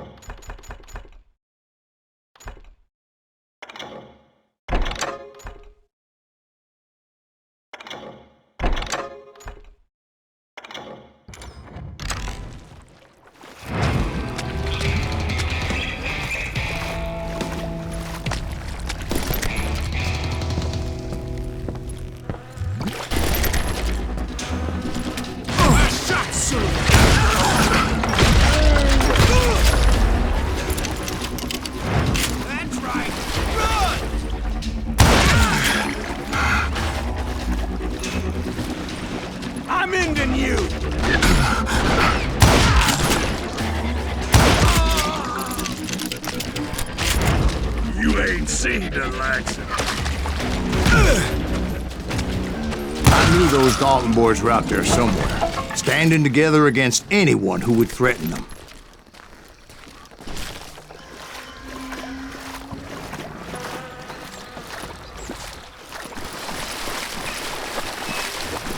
And that's when I saw it. A goddamn steamboat. A steamboat in a swamp? Yeah, Steve, but this wasn't much more than a wreck, really. But how'd a damn steamboat end up in the swamps? Guess it floated off during the flood of '89. Now, was it a sternwheeler or a side-wheeler? What? Does that really make a difference, Steve? It was a steamboat with a goddamn army on board. It was then that a fusillade of bullets come raining down from on high, and those vigilantes who accompanied me weren't anywhere to be found. But among those men that were shooting at me, I thought I saw some familiar faces.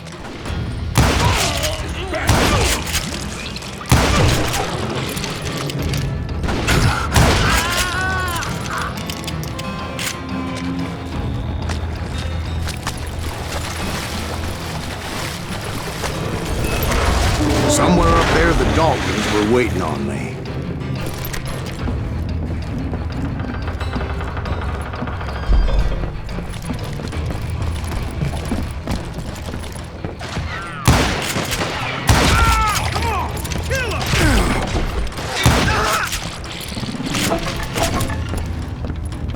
Sounds like you don't give up too easy.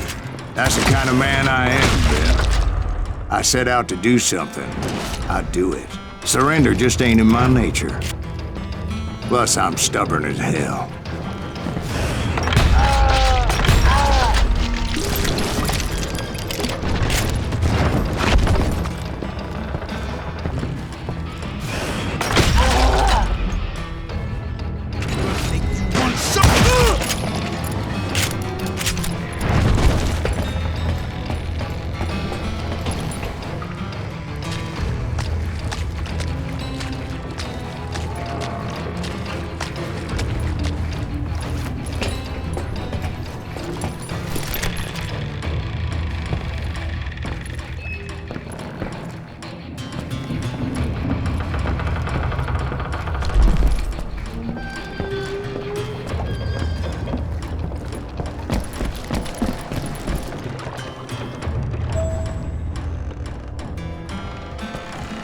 Right about then, much to my relief, the vigilantes finally arrived. Their leader motioned at a cabin in the middle of the top deck, pointing me directly at the Daltons. I finally had them, after months of dogged pursuit. But it turned out that they had me. Take him out! I'm sending you to hell!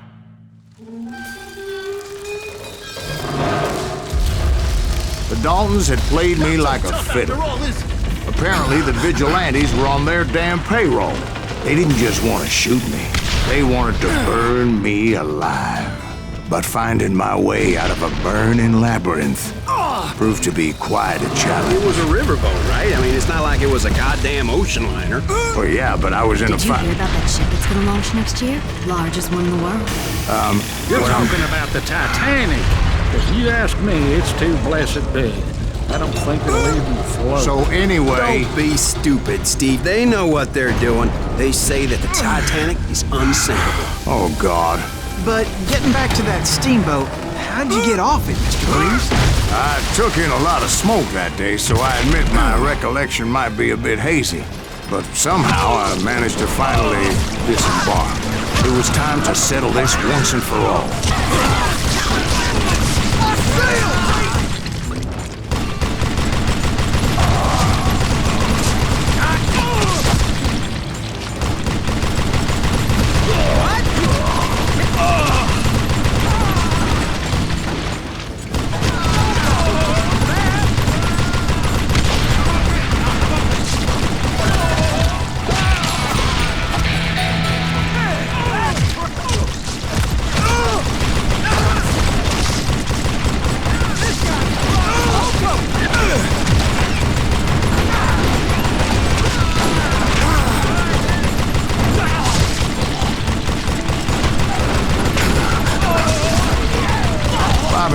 Weren't about to come at me one at a time. They were in this together.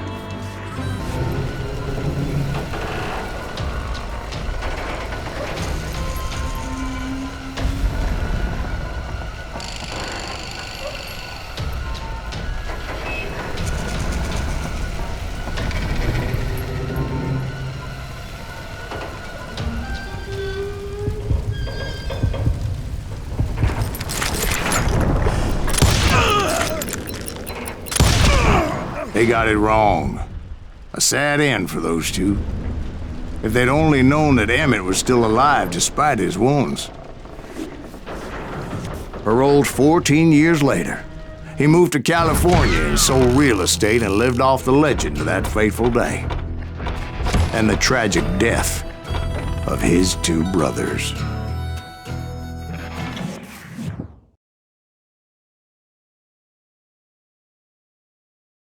My own brothers died tragically as well, truth be told.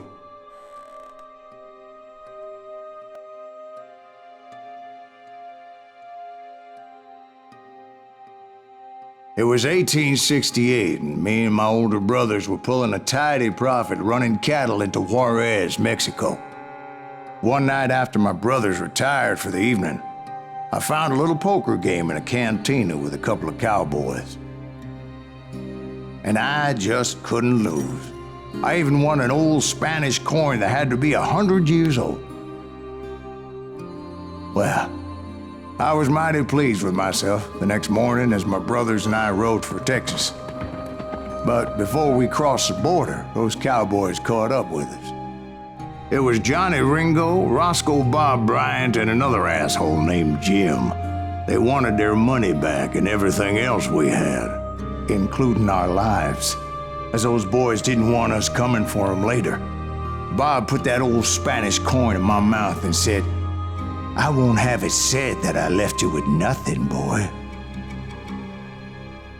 Well, those horses bolted, and there we hung as those bastards rode away.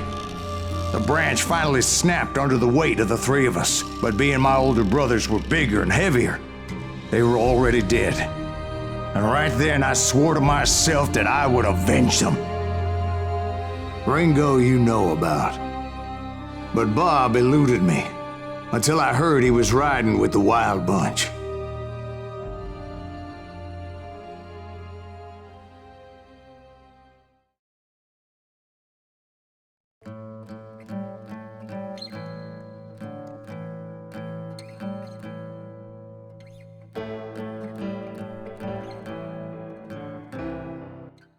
I'd been on their trail for months, ever since they left their hideout in the Bighorn Mountains. Led by Butch Cassidy, they were a loose association of outlaws who robbed banks and trains from Colorado to Montana. Among them was the Sundance Kid, and that murderous hombre I was tracking, Roscoe Bob Bryant. Were you a part of that giant Pinkerton posse after the Wild Bunch? No, boy. A circus like that would have slowed me down. Besides, I wanted Bryant all to myself. I'd heard about a large shipment of gold being transported to Wilcox, Wyoming on the Overland Flyer. They blew the bridge with the intention of forcing the train to stop. Well, I assumed the Wild Bunch was likely in the still intact part of the train high above. I was determined to make that sumbitch Bob pay for what he did to my brothers.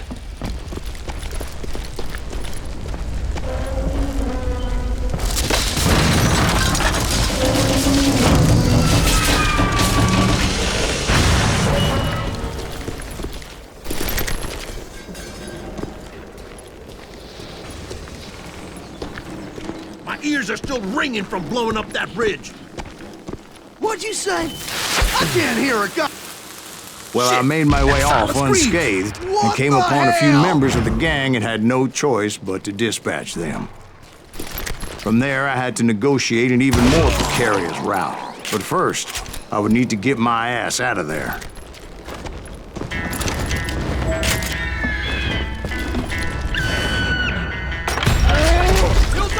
I jumped from the frying pan into the fire as the train was clearly fixing to fall. I had found the gang, but in order to find old Bob, I needed to fight my way forward past a whole passel of desperados. Outside, inside, any way I could, I made my way towards my prey. Well, what about the passengers? It was mostly a freight train, as I recall.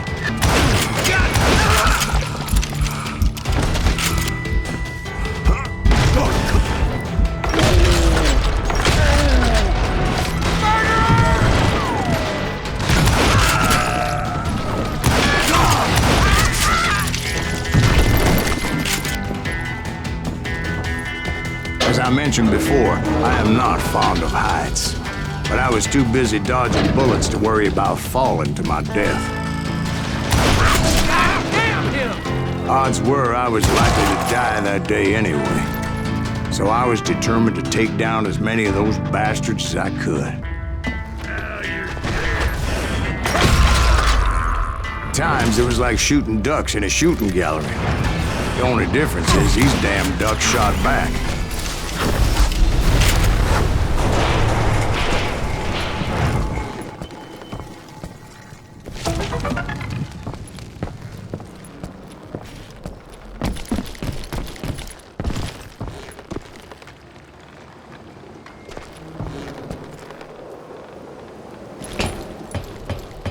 I kept hoping the law would show up and give me a hand. Like that giant Pinkerton posse that I read about. Did they come riding in, guns a-blazing to help?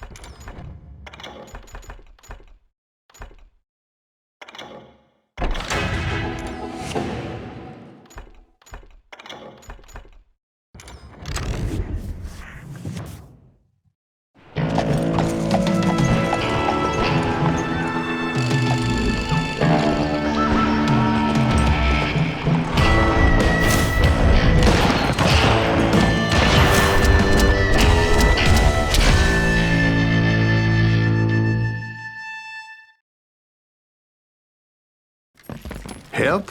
From the Pinkertons? No, son. I had to fight the Wild Bunch all by my lonesome, as usual. Who the hell is that?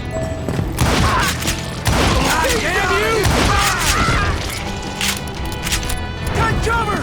Retreat! Retreat! He's killing everybody! Now you're dead. Kill us all! I'm gonna...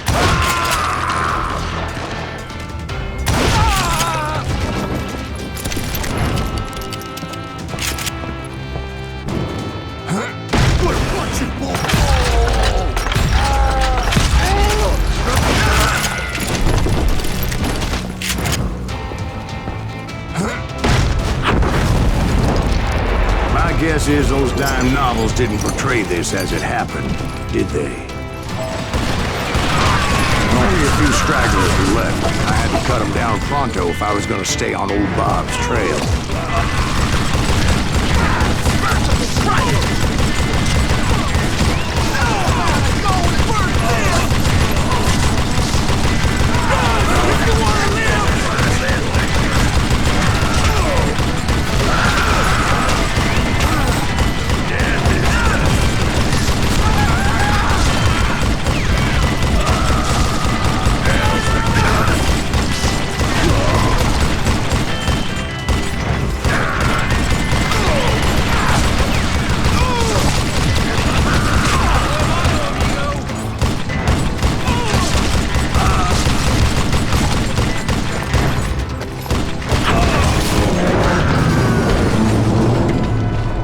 Once I silenced all those guns, I went searching for my nemesis, determined to finally have my justice. But the only survivor who welcomed me was George Flat-Nosed Curry. Who was he?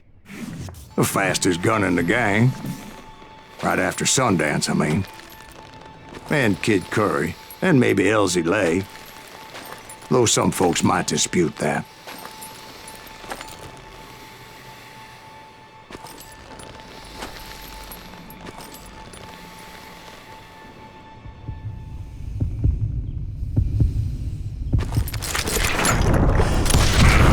On that very same day, Butch Cassidy and the Sundance Kid decided to leave the Wild Bunch behind and decamped for South America.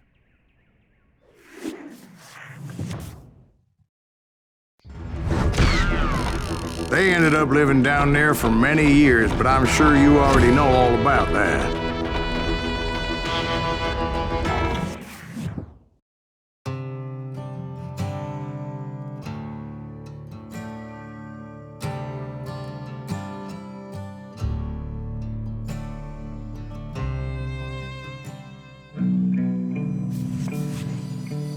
I tried to find Bob Bryant, but it was as if he'd disappeared. Sometime later, I heard the Wild Bunch was back together. Kid Curry escaped from jail, and now he was running the whole shebang. So I took to their trail, as I was still in pursuit of my brother's killer and hoped that he was back with him. That Kid Curry's kinda crazy, ain't he? Don't let him hear you say that. Anyways, I tracked those boys to a camp right outside Parachute, Colorado. Being outnumbered, I didn't bother with a warning shot. I just started taking those bastards down.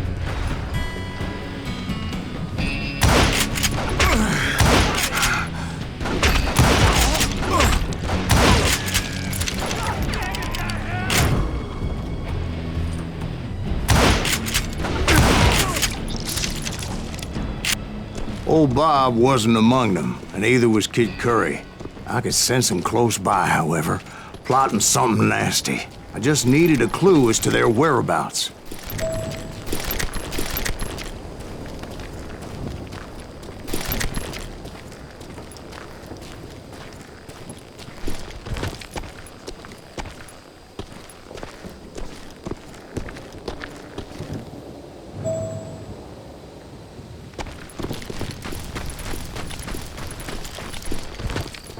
I found one.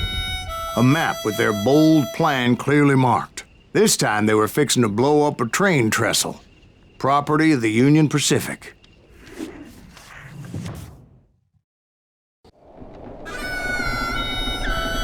The plan clearly indicated how they were fixing to undermine several of the weakest wooden supports.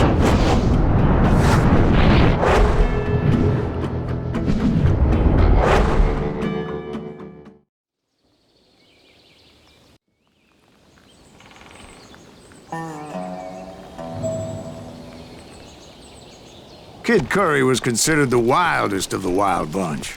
It was said that he fathered 85 bastard children, though some say it was only 5.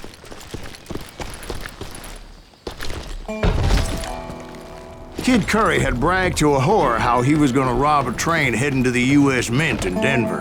And that whore, Fat Sally, she told me.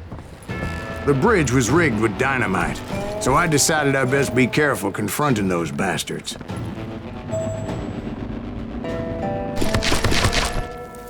And I made it a point to remove any dynamite that I came across. A moment later, I saw a ladder that somehow had escaped my attention. What's up now? Don't worry, I know what I'm doing.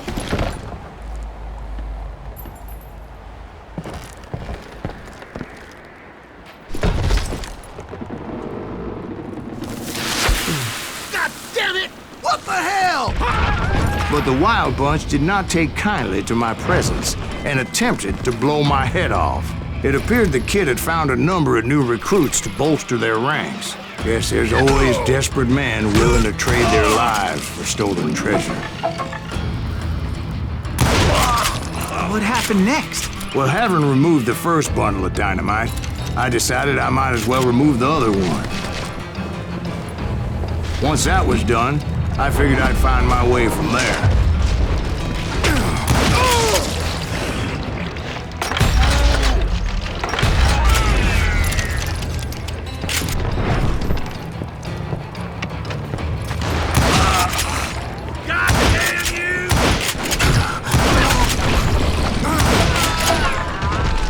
Somebody really pissed this son of a bitch off!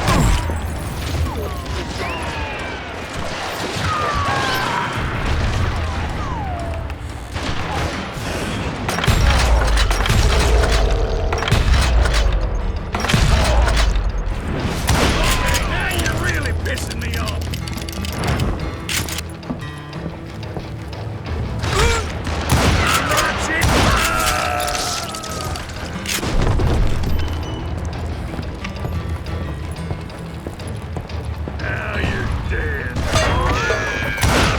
Standing.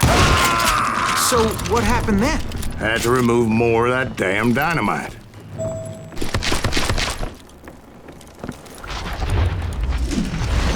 It must have been terrifying trying to make your way across. I was sweating it a bit, but then I noticed a footbridge tied up on high, so I shot the rope.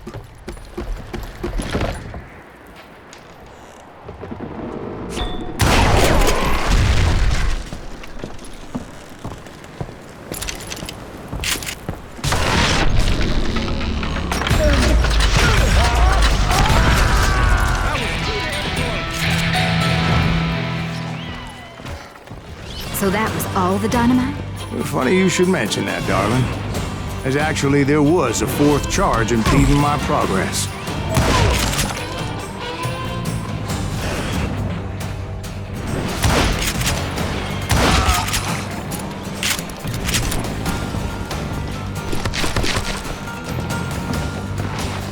Once I removed it, my path was pretty clear.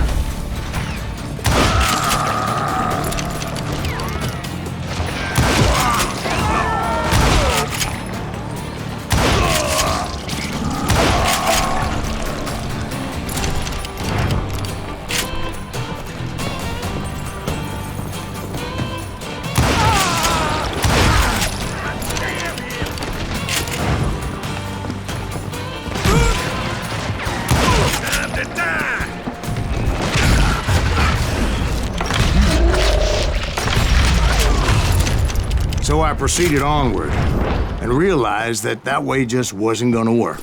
I needed an alternate path forward.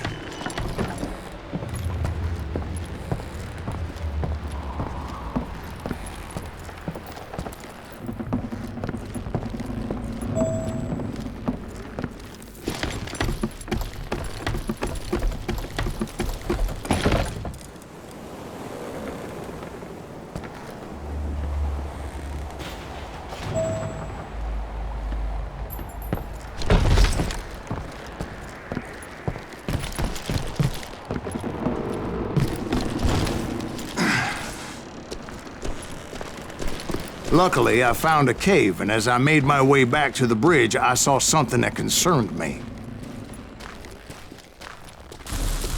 It was a long burning fuse, and it was moving fast as hell. I had to catch it.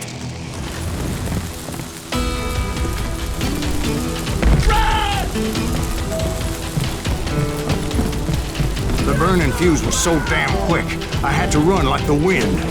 I almost had it. No! Thought I was gonna have a coronary when I lost sight of those sparks. My heart was pounding like a sledgehammer. I knew that failure meant boom! Then, finally, at the last moment. Whew. Of course, I was successful, or clearly I wouldn't be talking to you folks here today. Naturally, I removed the last dynamite charge. Well, it was a touching reunion.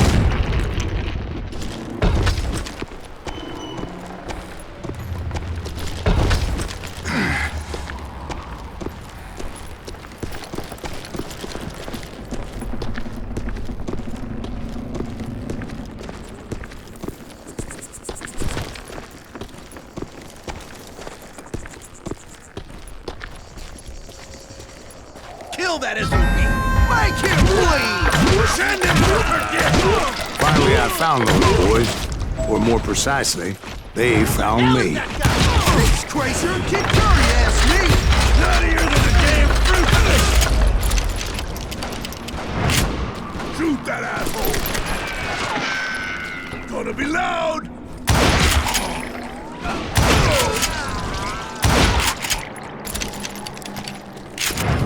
Show yourself! Just when I thought things couldn't get worse, Kid Curry opened up on me with a goddamn Gatling gun. It was hidden in this tunnel and pretty well shielded.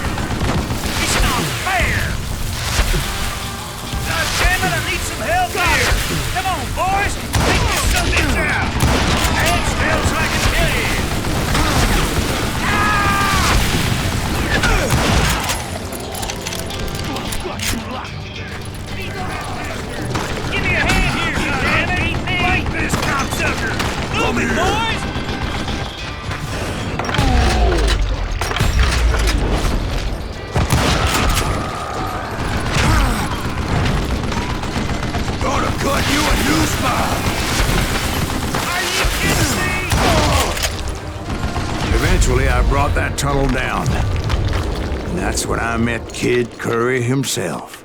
He had decided to stop pussyfooting around and deal with me personally.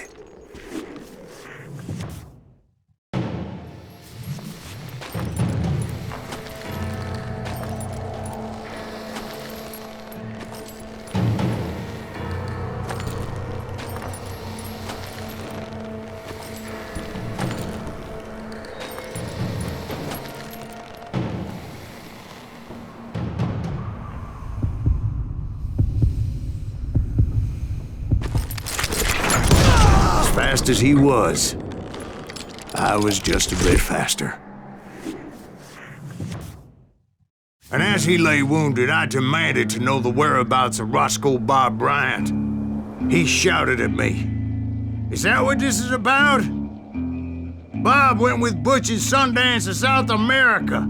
You ain't never finding him."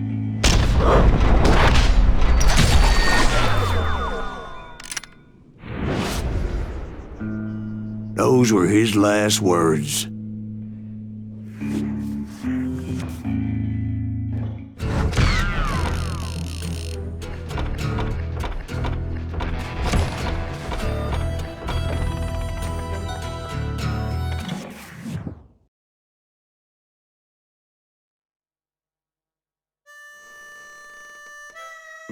So, Bob Bryant got away? I knew I'd never find him in South America. What about the other killer? Yeah, you kinda glossed over that one. Well, I found Jim not long after my showdown with Ringo. At the time, he was riding with the James Younger gang. Did I neglect to mention that?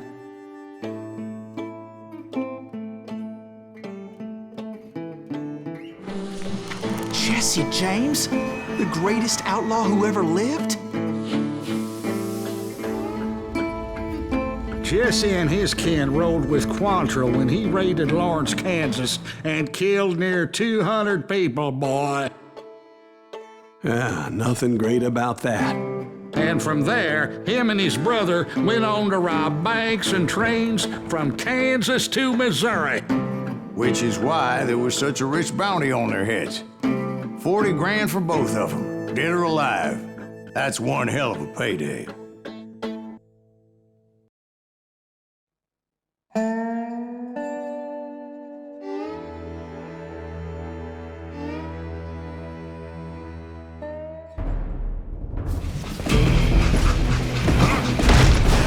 I confronted them as they were robbing a train. Bullets were flying at me from every which way. But I knew I'd have to fight my way forward if I was gonna find this Jim. Get this gun. It's time to end this.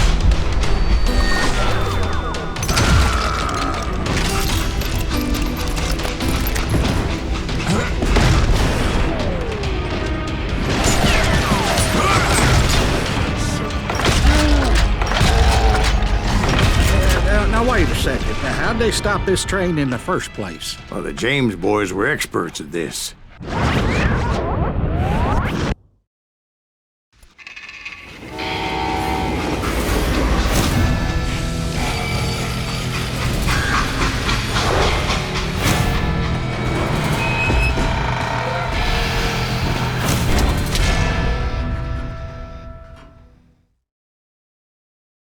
They hopped a freight train having heard there was a big payroll in the express safe. So, I hopped the same train.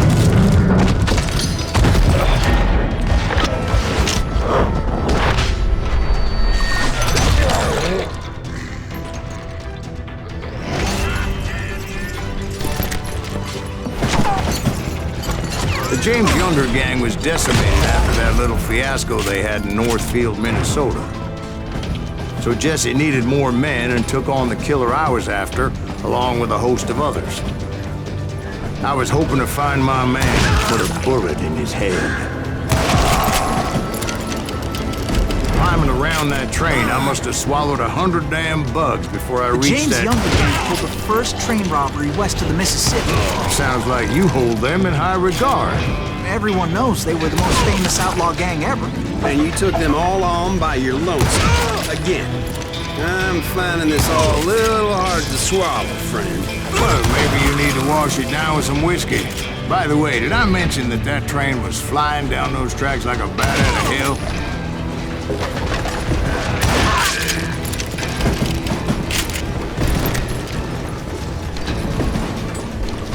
I'm gonna cut you in two. Anyway, excuse me, Ben. Where would I find the gentleman's facilities? Suddenly I have an urgent need to drain my one-eyed snake. Well, I've had more than a few drinks, and I've been sitting here for quite a spell. Right through there. Let me show you. I never heard so much malarkey in my life.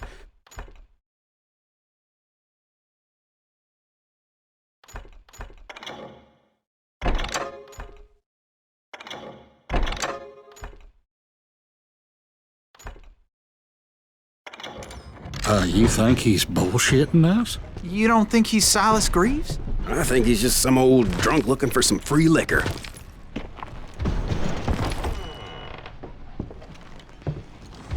I don't know, Jack. I think I believe him. You don't think he met Jesse James? Oh, you gotta be kidding me. That story makes no sense at all. Jack. I mean, you gotta be 2 bricks short of a load to believe that cock and bull story. I don't agree. Jack, lay off the But ball. you seriously think that tired old man went toe-to-toe with Jesse James? Well, that's better. Did I mention that this Jim was married to the infamous Belle Starr? Of course, I didn't learn that until later.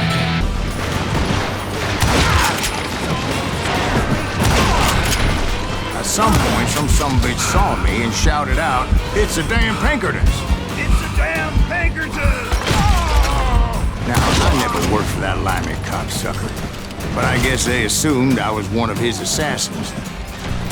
Those evil bastards firebombed Jesse's mother's house and killed his stepbrother. So it's no wonder each and every asshole on that train wanted me dead. Everybody's always mistaking you for somebody else, aren't they? Why is that, I wonder? Don't rightly know, Jack. I'm just telling you how I remember it. I bet you are. Just kill Red?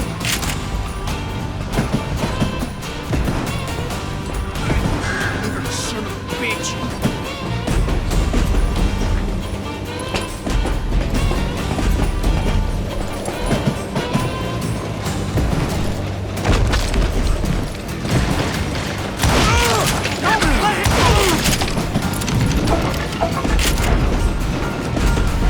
Shoot that stupid son of a bitch!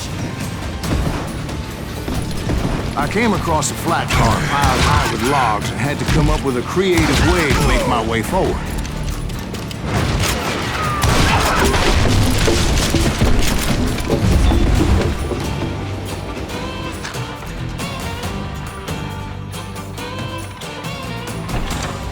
I wondered if I was ever going to find the front of that train, or the bastard I was after. Right about then, I was attacked by some asshole on a Gatling gun. Yeah, seems like you run into a lot of that. Asshole? Gatling guns. Yes, I did. Now, I don't remember how I took it out. It was either a bullet or dynamite. Where would you find dynamite? Does it really matter, Jack? You're messing with the flow of the story here.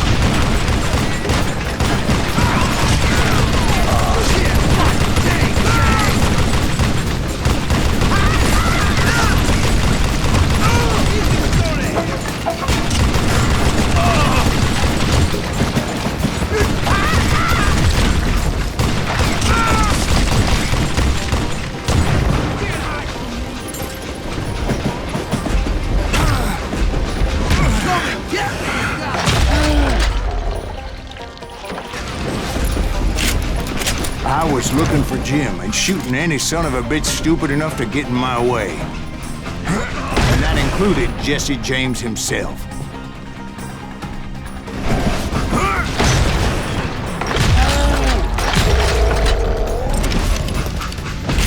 You ready for... There sure were a lot of men determined to die that day.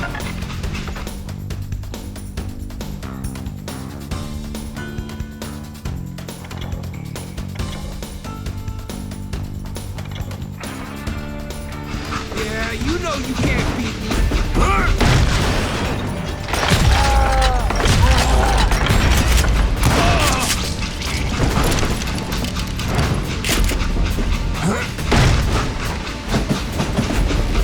It was then that Jesse detached the express car from the rest of the damn train.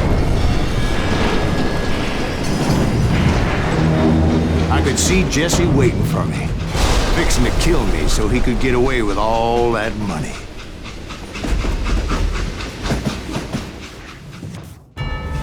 You had a showdown with Jesse James? Of course he didn't. Everybody knows that Jesse was killed by Bob Ford. Yeah. Jesse went out like John Wesley Hardin. Coward shot him in the back of the head. Guess it doesn't matter how far you run, does it, Ben? Your past always catches up with you.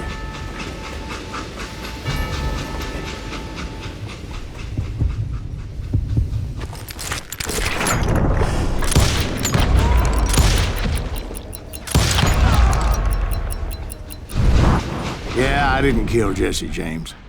Just wounded him bad enough to convince him to hang up his guns. What about that Jim fella? What happened to him? I figure he was up front with a gun to the engineer's head. That bastard slipped away again. I'll tell you how I got him. But first I need to wet my whistle.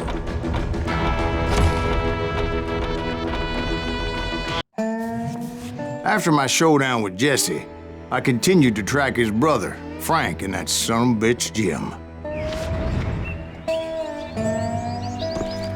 I followed those bastards into the high mountains as they were going to ground. What mountains would that be? Somewhere in the Ozarks, I believe. The perfect place to hide out from the authorities. In fact, before I could find them, some Indians who fled the Reds and were hiding out from the military found me first. They probably thought I was a cavalry scout and...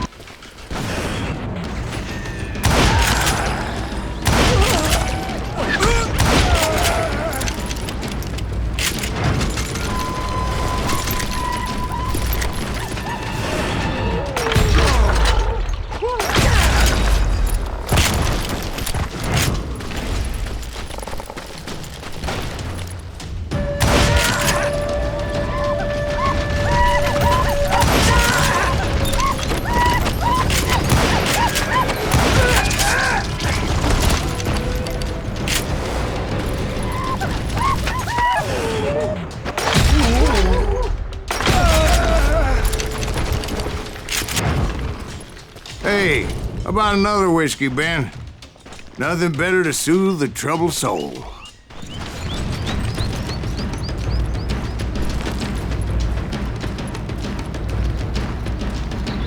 Now, where was I?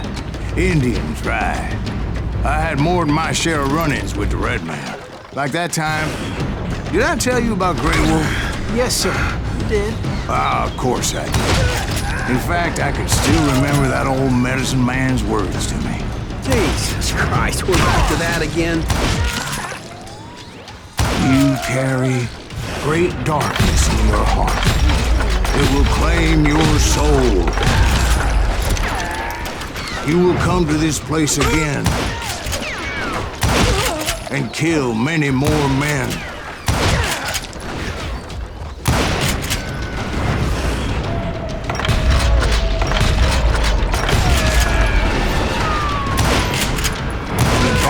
Will grow until it consumes everything you are.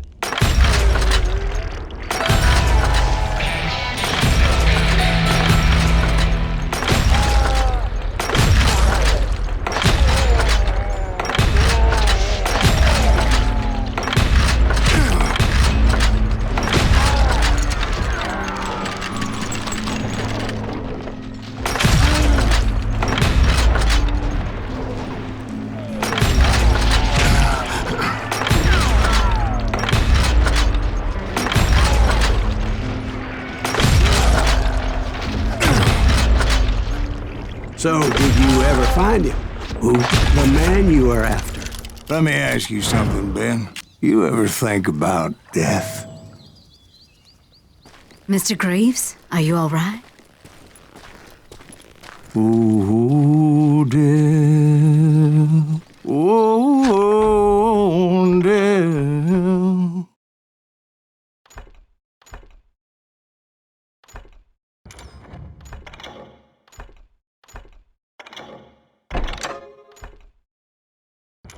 Won't you spare me over till another year? What is this that I can't see? With ice cold hands taking hold of me. Well, I am death, none can excel. I'll open the door to heaven or hell. Oh, death, someone would pray, Could you wait to call me another day? Oh, Dad, won't you spare me over till another year? So are you gonna answer the question? What question is that? Jim Reed. Did you ever find him?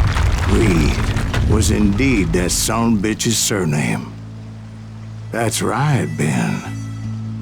A despicable character. I remember him laughing like a hyena that cold morning they lynched me and my brothers. He was intent on avoiding my vengeance, but nothing was gonna stop me. Nothing.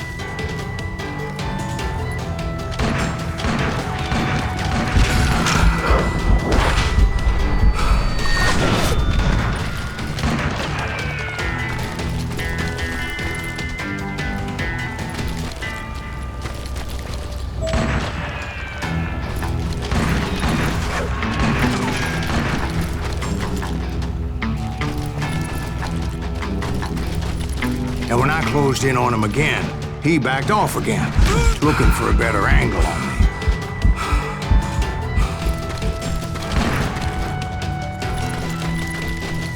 Hell, I can't fault Frank for wanting his revenge, as I was there for the same damn reason myself. At this point, I'm guessing you think Silas Greaves is a worse murderer than Jim Reed ever was. No, sir. A man who spent half his life killing somebody's brothers, fathers, sons. I think you were just looking for justice, sir. Is that what I was looking for, Dwight? Is that what it was? Justice? Isn't that why you were hunting the James gang? The James gang. Right. I finally found Frank holed up in his mountain cabin, and he was determined to have me dead. It was a pitched battle that could have gone either way. Luckily, I had some dynamite in my possession. Dynamite? On your person? A few sticks, just in case. It's always good to be prepared. Right. I'm just laying out the facts as I remember them, Jack. That son of a bitch! Take him out! He's just one man! Put him down! I want that bastard dead!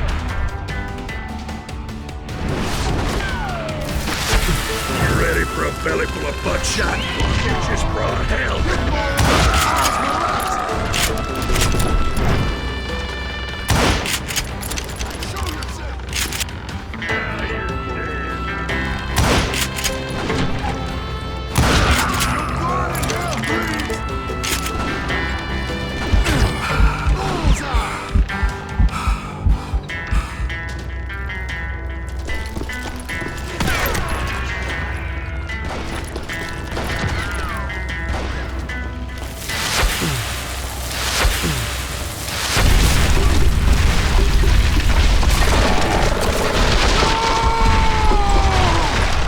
Shack?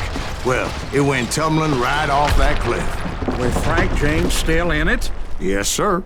But Frank James is still alive, living in Missouri, showing folks around the family farm for 25 cents a tour. I didn't say he died in the fall, now did I?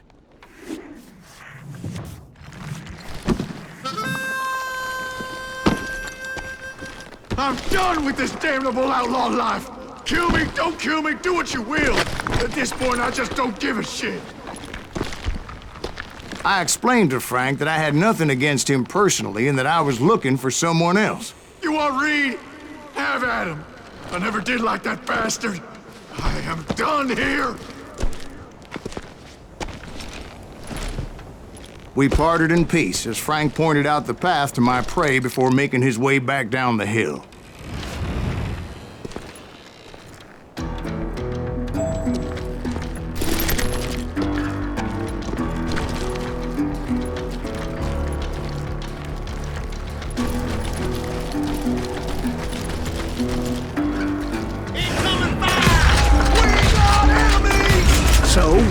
happened with Reed? Well, I finally found the last of the gang hiding in a nearby cave. First, I had to dispatch the lookouts, but I was determined not to let that murderer escape my revenge again. My brother! But rather than wander in willy-nilly, I decided it would be better to smoke that sumbitch out. "Hey, Reed!" I shouted. "No wonder you're so ornery. Can't be easy being married to Belle Starr. While you're off providing for the family, she's spreading her legs for every Tom, Dick, and Cole Younger. Not an attractive woman exactly, but very friendly. At least she was to me." Son of a bitch! It was then that the last bunch of bandits jumped out of hiding. Why won't this asshole give up? Would someone please kill him?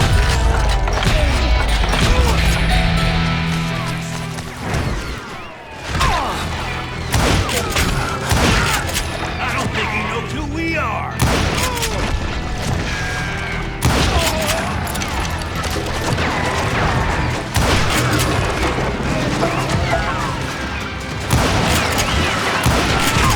Don't let him through!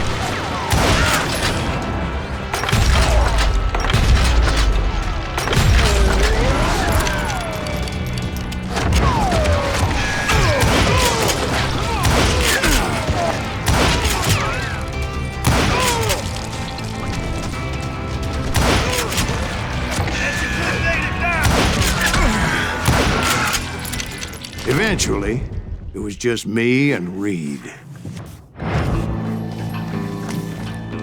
I had waited a long time to face him down, so I could repay him for what he did to my brothers.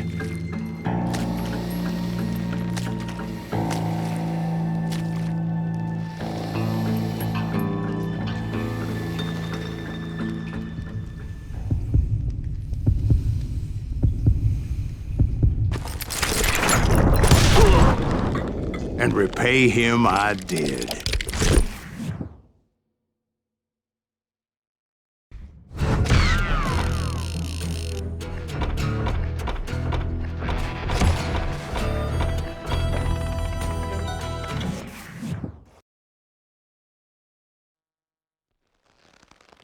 Well, I don't know about you boys, but I'm pretty beat.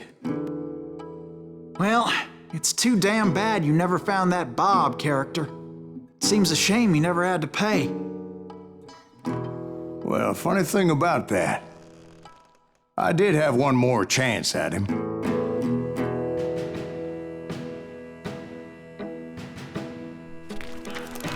Six months ago, I heard that Butch and Sundance were back in the States and had gathered up some of their old gang. I tracked them down, hoping that Roscoe Bob Bryant had returned with them. So you're saying they didn't die down in Bolivia? That's what I'm saying.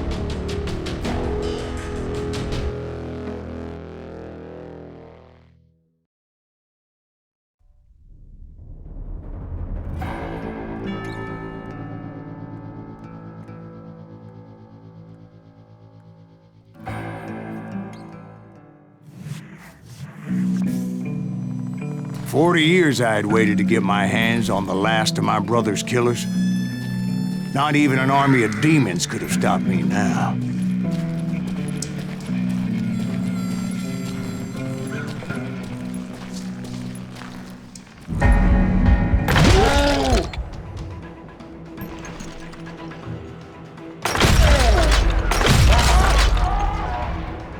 Both Johnny Ringo and Jim Reed fell fairly quickly.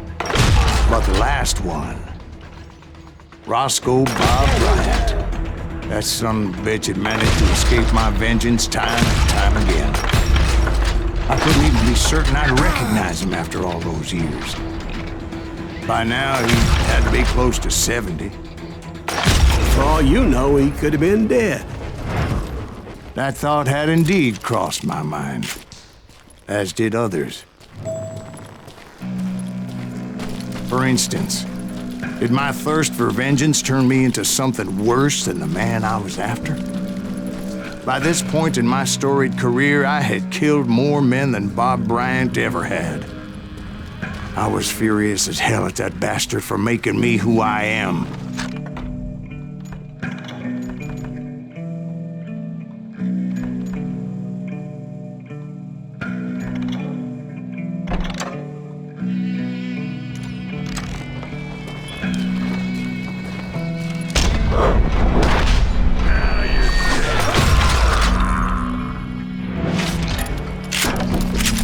Nothing could stop me from taking his life. I'd been after that killer forever, from the time I rode with Billy the Kid.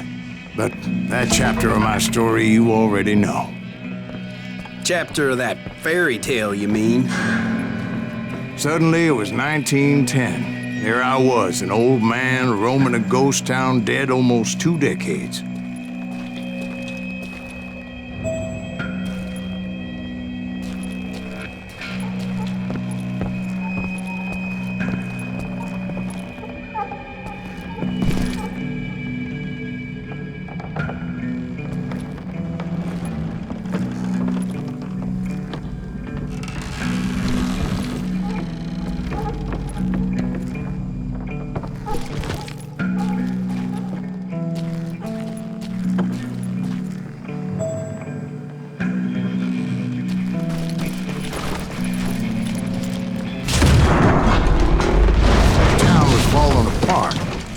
Just like me.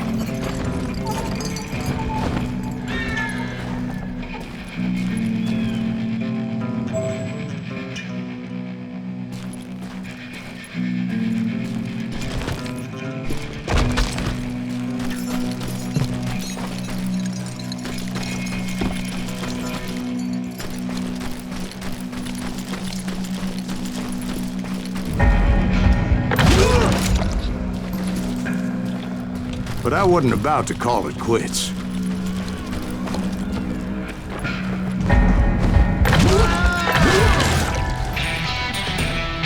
Even though the ghosts of my dead brothers were begging me to end what I started so long ago. Mr. Graves, are you all right? Would you like some water? The Wild Bunch knew I was there. They were after a treasure they had hidden before they fled, buried in the grave of a dead amigo. Some folks think the town is haunted, so they figured there wouldn't be many people poking around.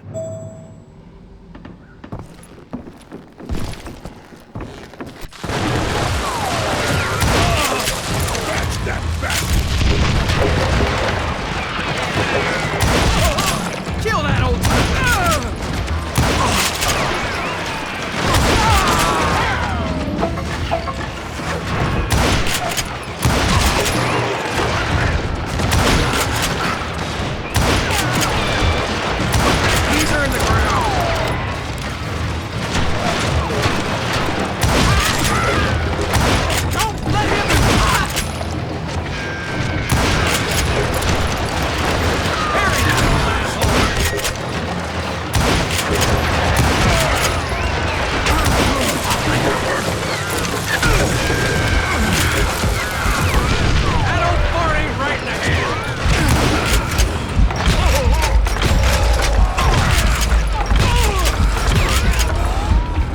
Suppose we're talking to a ghost. Funny you should put it like that, Jack. Who is that old man?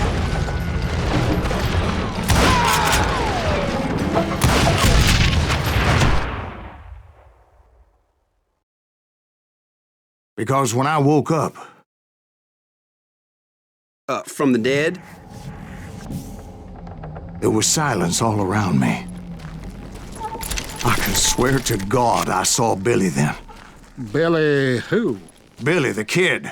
William Bonney. He was shooting at me from a rooftop. Here, there, and even over there. So I am right. You are touched in the head. Mr. Graves, perhaps we should switch you to coffee? You see that old Indian again, too? No, but I did see Billy's killer. Patrick Floyd Garrett.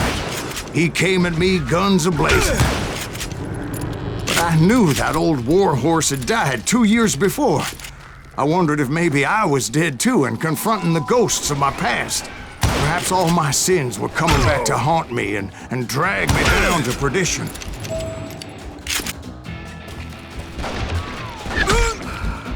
I saw Henry Plummer throw dynamite at me.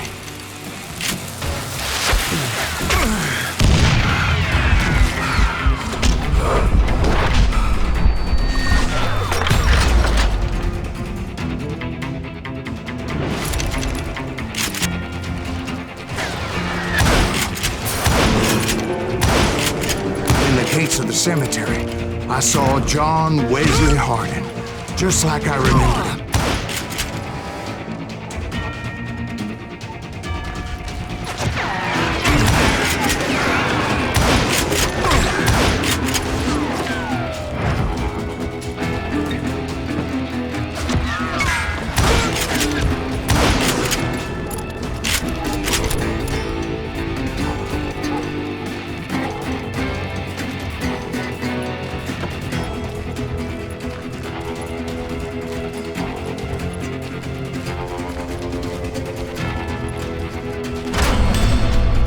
Robert Ollinger appeared with his terrible double-barrel shotgun.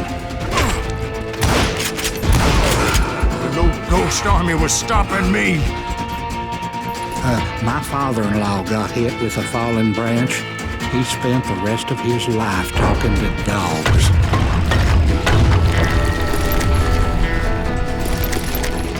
Newman Hayes Clanton, William Brocious, John Peters Ringo, they all wanted me dead.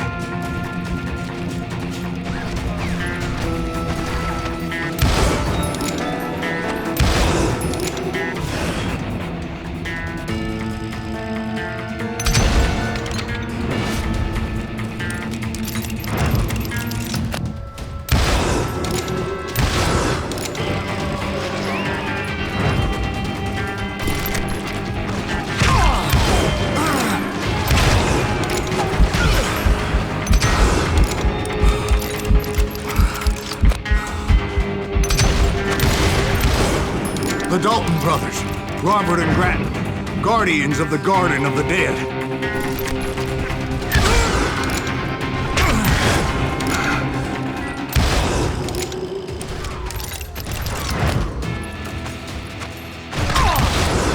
George Curry and Harvey Logan, alias Kid Curry, both thirsty for vengeance from the great beyond.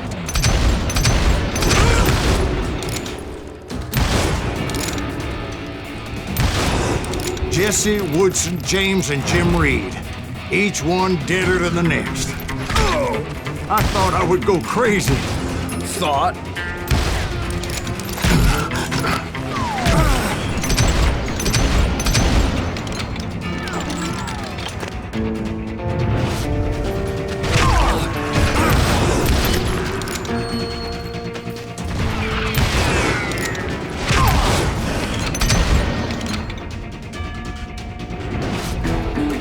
Finally, I saw Harry Alonzo Longplay. The Sundance Kid?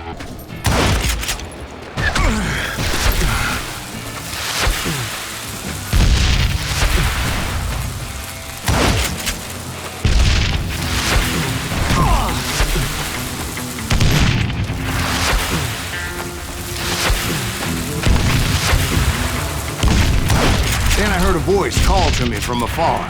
It was Robert Leroy Parker, a.k.a. Butch Cassidy, coming at me from out of the fog. Thanks for taking care of that bastard.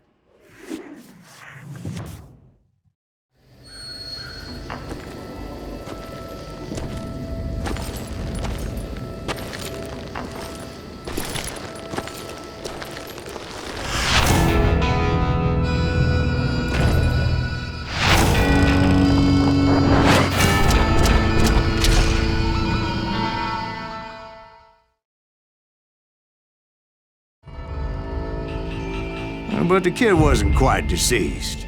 Not yet. Takes more than one little bullet to kill the likes of me, partner. Those two looked like they hadn't seen each other for quite a while. Clearly, they were no longer amigos. Shit. I was hoping I wouldn't have to kill you.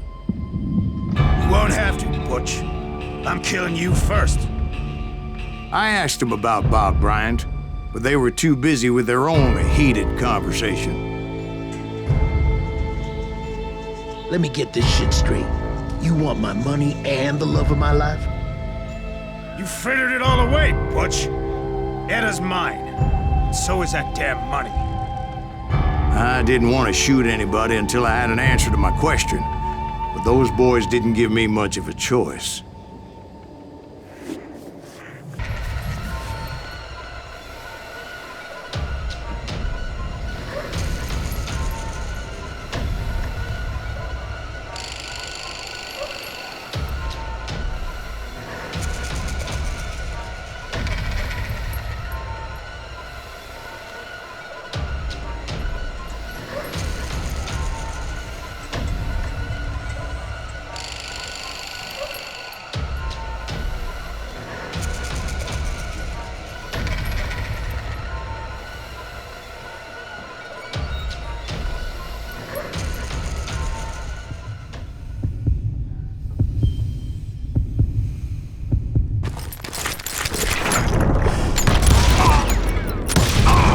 Butch Cassidy and the Sundance Kid died there in that cemetery not 6 months ago.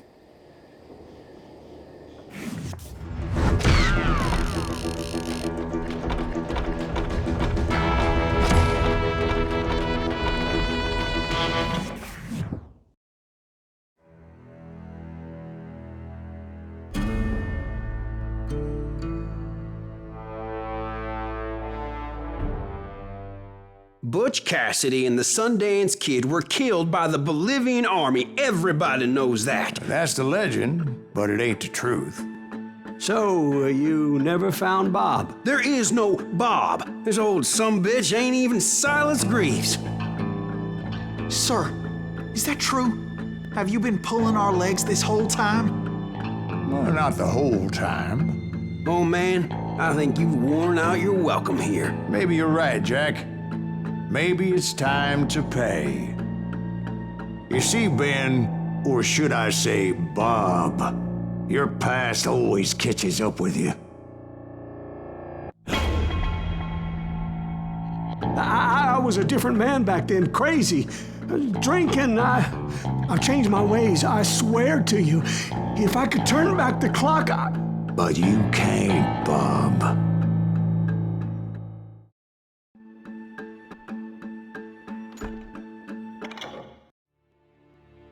Why'd you toy with me like that? Telling those tales, knowing all along. Why not just lay your cards on the table? Wanted to suss you out, Bob. See what kind of man you turned out to be. Maybe prod you into drawing on me. See, all those years on your trail turned me into a killer. Can't even remember who I was before you tried to murder me.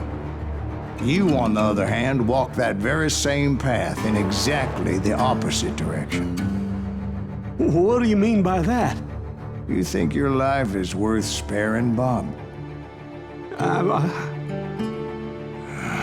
Boy, what's your name again?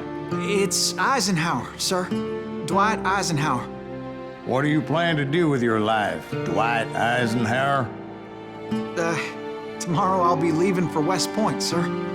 So, you want to be a soldier? Well, then do it right, son. Don't tear down the world out of anger and spite like I did. You build it up.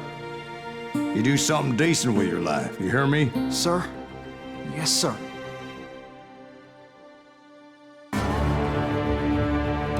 I won't have it said I left you with nothing, Bob.